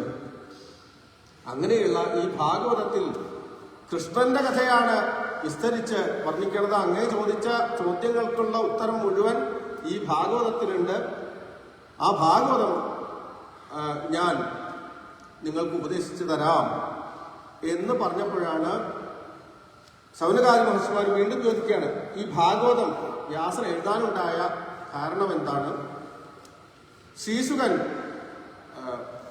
ഒരു ബന്ധവുമില്ല എന്ന് പറഞ്ഞ് പോയ ആളല്ലേ അദ്ദേഹം. ഈ ഭാഗവതം ജ്ഞാനിയുമാണ്, എല്ലാ ശാസ്ത്രങ്ങളും അറിയുന്ന ആളാണ് ജന്മനാ തന്നെ. അങ്ങനെയുള്ള അദ്ദേഹം ഈ ഭാഗവതം പഠിക്കാൻ എന്താണ് കാരണം? പരീക്ഷത്തിനാണ് ഈ ഭാഗവതം ഉപദേശിച്ചത്. ആ സമയത്താണ് താൻ കേട്ടത് എന്ന് സൂതൻ സൂചിപ്പിച്ചു. അപ്പോൾ ഈ പരീക്ഷത്ത് വലിയ ചക്രവർത്തിയാണ്. അദ്ദേഹത്തിന് എന്ത് കാരണവശാലാണ് ഈ ഭാഗവതം കേൾക്കാൻ ഇടവന്നത് എന്ന് ചോദിക്കുക. അതിനുള്ള മറുപടിയായിട്ടാണ് ആദ്യം വ്യാസൻ ഭാഗവതം രചിക്കാനുണ്ടായ സന്ദർഭത്തെ കുറിച്ച് പറയുന്നത്. വ്യാസൻ ദ്വാപരയുഗത്തിന്റെ അവസാനത്തിൽ ദ്വീപിൽ വന്ന് ദ്വീപിൽ പരാശരന്റെയും സത്യവതി എന്ന മത്സ്യകന്യകയുടെയും പുത്രനായിട്ട് ജനിച്ച ഭഗവാന്റെ അവതാരം തന്നെയാണ്. കൃഷ്ണദ്വൈപായനൻ എന്നാണ് പേര്. ദ്വീപിൽ ജനിച്ചതുകൊണ്ട് ദ്വൈപായനൻ, കൃഷ്ണൻ എന്ന് പേര്. ഒരു പക്ഷെ കറുത്ത നിറവായിരിക്കാം. കൃഷ്ണദ്വൈപായനൻ എന്ന് പേര് ഭഗവാന്റെ അവതാരമാണ്. അദ്ദേഹമാണ് ഒന്നായി കടന്ന വേദത്തെ 4ആയിട്ട് വിഭജിച്ചു. എന്താ കാരണം? കലികാലം വരാൻ പോവാണ്. ഇത്രയും വലിയ ഗ്രന്ഥമൊന്നും വായിക്കാൻ ആരും തയ്യാറാവില്ല. ഇപ്പൊ തന്നെ വലിയൊരു പുസ്തകം, കുറച്ച് കട്ടി കൂടിയ പുസ്തകം, ഇതൊന്നും വായിക്കാൻ പറ്റില്ല. ഇതിന് ചുരുക്കം എന്താ ചെയ്യുന്നതിലും ഉണ്ടോ എന്നാണ് ചോദിക്കുക. അപ്പോ ആ ഒന്നായി കടന്ന വേദത്തെ അദ്ദേഹം 4ആയി പകുത്തു. അപ്പൊ 4 ശിഷ്യന്മാരെ പഠിപ്പിച്ചു. അങ്ങനെ അത് ശിഷ്യ പ്രശിഷ്യ പരമ്പരയ ആ വേദത്തെ അദ്ദേഹം പ്രചരിപ്പിച്ചു, നിലനിർത്താൻ വേണ്ടി പരിശ്രമിച്ചു. പിന്നീട് വേദാധികാരമില്ലാത്ത, വേദം മനസ്സിലാക്കാൻ പറ്റാത്ത ആളുകൾക്ക് വേണ്ടി അദ്ദേഹം പുരാണങ്ങളും ഇതിഹാസങ്ങളും രചിച്ചു. അതിനെ പഞ്ചമവേദം എന്ന് അറിയപ്പെടുന്നു. ഈ പഞ്ചമവേദം ഓരോ ശിഷ്യന്മാരെ ഓരോന്ന് പഠിപ്പിക്കുക ചെയ്തത്. ഈ പുരാണങ്ങളും ഇതിഹാസങ്ങളൊക്കെ പഠിപ്പിച്ചത് രോമഹർഷണൻ എന്നു പേരായിട്ടുള്ള എൻ്റെ അച്ഛനെയാണ്. ഇപ്പൊ കഥ പറയുന്ന ഉഗ്രശ്രവസിന്റെ അച്ഛനായിട്ടുള്ള രോമഹർഷണനാണ് ഈ പുരാണങ്ങളൊക്കെ പഠിച്ചതാണ്. അപ്പൊ ഇതൊക്കെ കഴിഞ്ഞിട്ട് ഇതിഹാസമായിട്ടുള്ള മഹാഭാരതം രചിച്ചു. ഇത്രയൊക്കെ ചെയ്തിട്ടും ഇതൊക്കെ എല്ലാവർക്കും, സ്ത്രീകളും ആർക്കും എല്ലാവർക്കും പ്രയോജനപ്പെടണം, ഈ തത്വം അറിയാൻ പ്രയോജനപ്പെടണം എന്ന് വിചാരിച്ചിട്ടാണ് ഇത്രയൊക്കെ ചെയ്തത്. പക്ഷെ അദ്ദേഹത്തിന് എന്നിട്ടും ഒരു തൃപ്തി അനുഭവപ്പെട്ടില്ല എന്നാണ്. അപ്പോഴാണ് ആ സന്ദർഭത്തിൽ അങ്ങനെ അദ്ദേഹം ആലോചിച്ചിരിക്കുകയാണ്, എന്താണ് എൻ്റെ ഈ തൃപ്തിയില്ലായ്മയ്ക്ക് കാരണം ആലോചിച്ചിരിക്കുമ്പോഴാണ് അദ്ദേഹത്തിന് മുമ്പിൽ നാരദ മഹർഷി വരുന്നതും നാരദ മഹർഷി അദ്ദേഹത്തിനോട് ഭാഗവതം, ഭഗവാന്റെ മഹിമയും ഭാഗവതത്തിന്റെ മഹിമയും പറഞ്ഞു കൊടുത്തുകൊണ്ട് ഭാഗവതം രചിക്കാനായിട്ട് ആവശ്യപ്പെടുന്നത്. ആ ഭാഗം ഇപ്പൊ നമുക്ക് ദീപാരാധനയായില്ലേ, 7 മണിയായി. നമുക്ക് ദീപാരാധന കഴിഞ്ഞിട്ട് തുടർന്നുള്ള ഭാഗങ്ങൾ വിസ്മരിക്കാം. സർവത്ര ഗോവിന്ദനാമ സങ്കീർത്തനം.